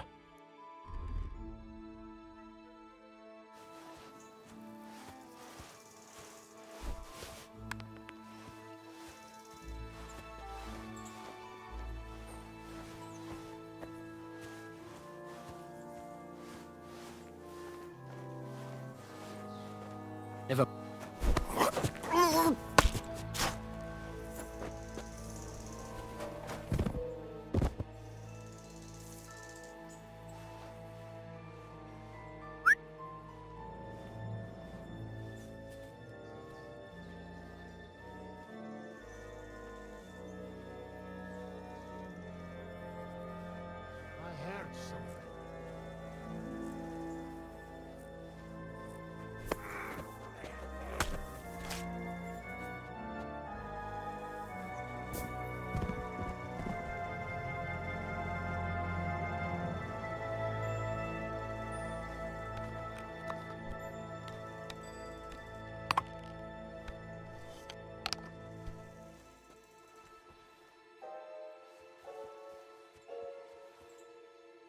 An alchemy lab.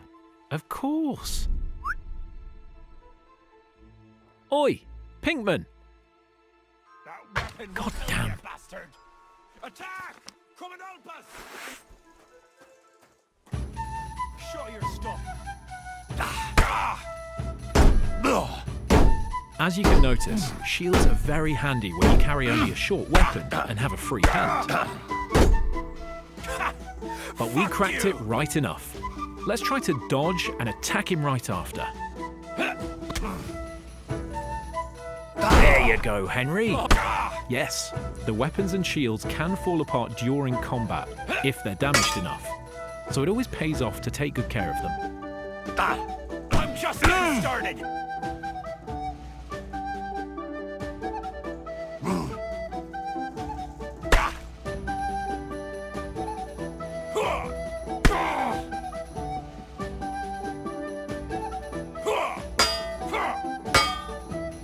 Mercy. Victory at last. Now, what should we do with him? You're not going anywhere until I say so.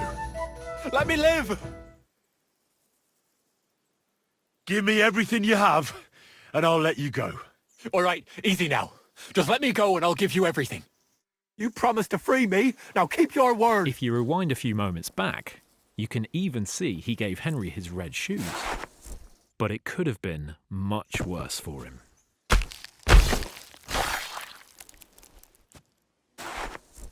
Fuck this!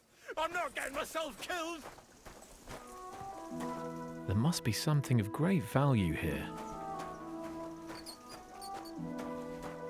Fuck this! I'm not getting myself killed! Oh yes, Saviour Schnapps. A classic period potion through which you save the game. This was worth the 3 kills, unlike the bow.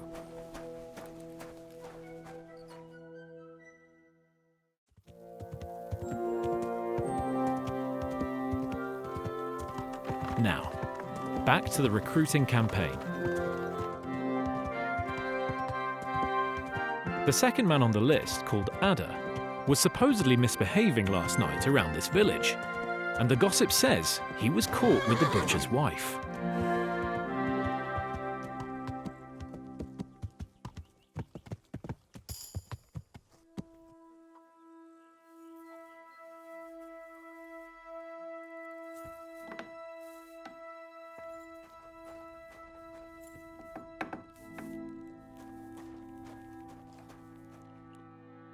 Good evening to you. I'm looking for someone, and the innkeeper said you might be able to help.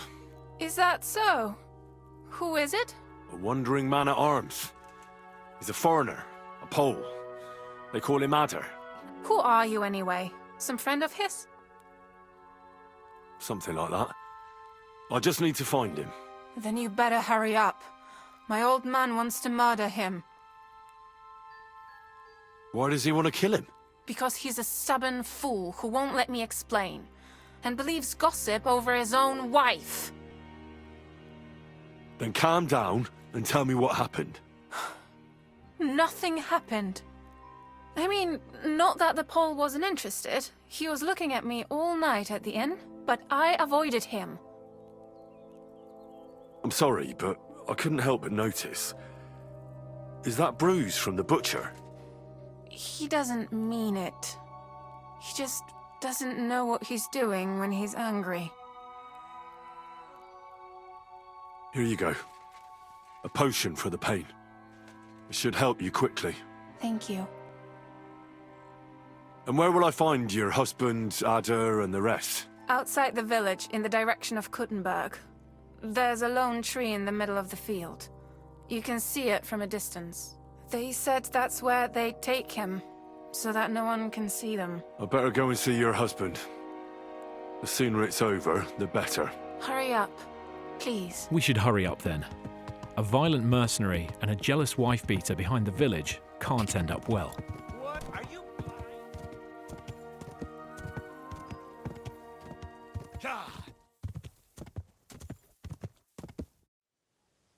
Panie, mój Boże, wysłuchaj mnie. Całe życie mordowałem i ruchałem. Więcej razy paliłem kościoły, niż byłem u spowiedzi. Wybacz swoją słudze. Wybacz i pozwól mi jeszcze tylko raz wykastrować tych bezbożnych skurwysynów! Oh, shut up! No one can listen to your damn gibberish!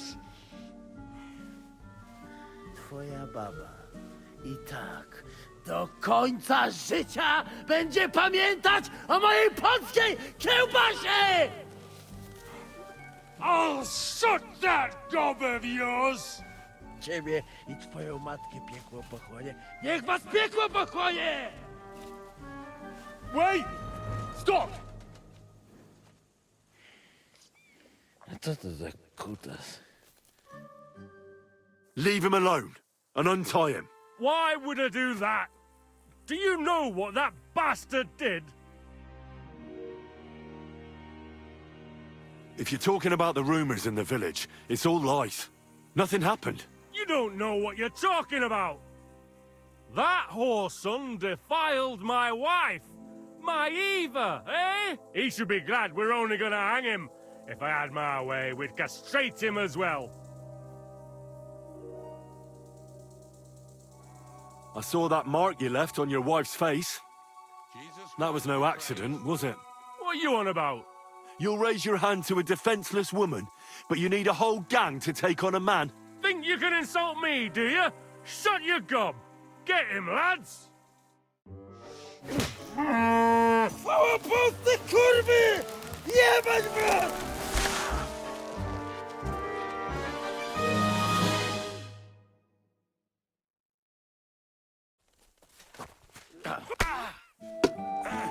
Well, at least Eva can find someone nicer now. I'm all yours.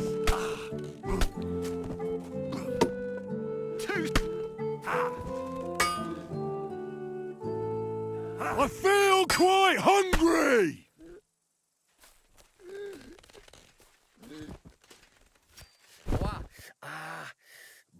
Boli.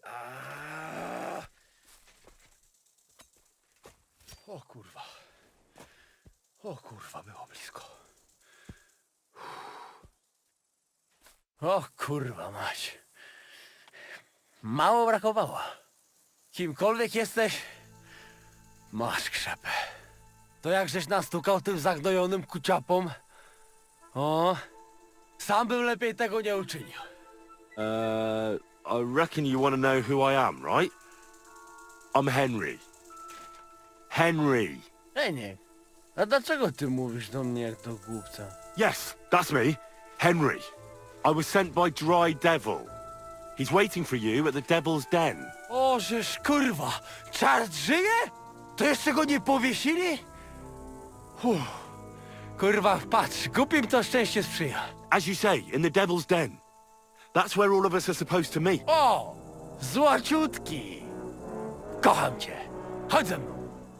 Musimy to opić w czartówce. Go ahead. I'll meet you there later. Dobra, to tam się spotkamy. Kurwa, już się nie mogę doczekać jakiegoś ruchanka. What a day, Henry. You did good.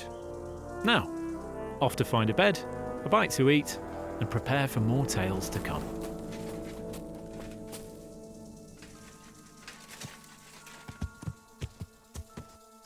Good. This concludes our gameplay showcase of Kingdom Come Deliverance 2. Get ready for more exciting peeks into this medieval adventure on our journey towards release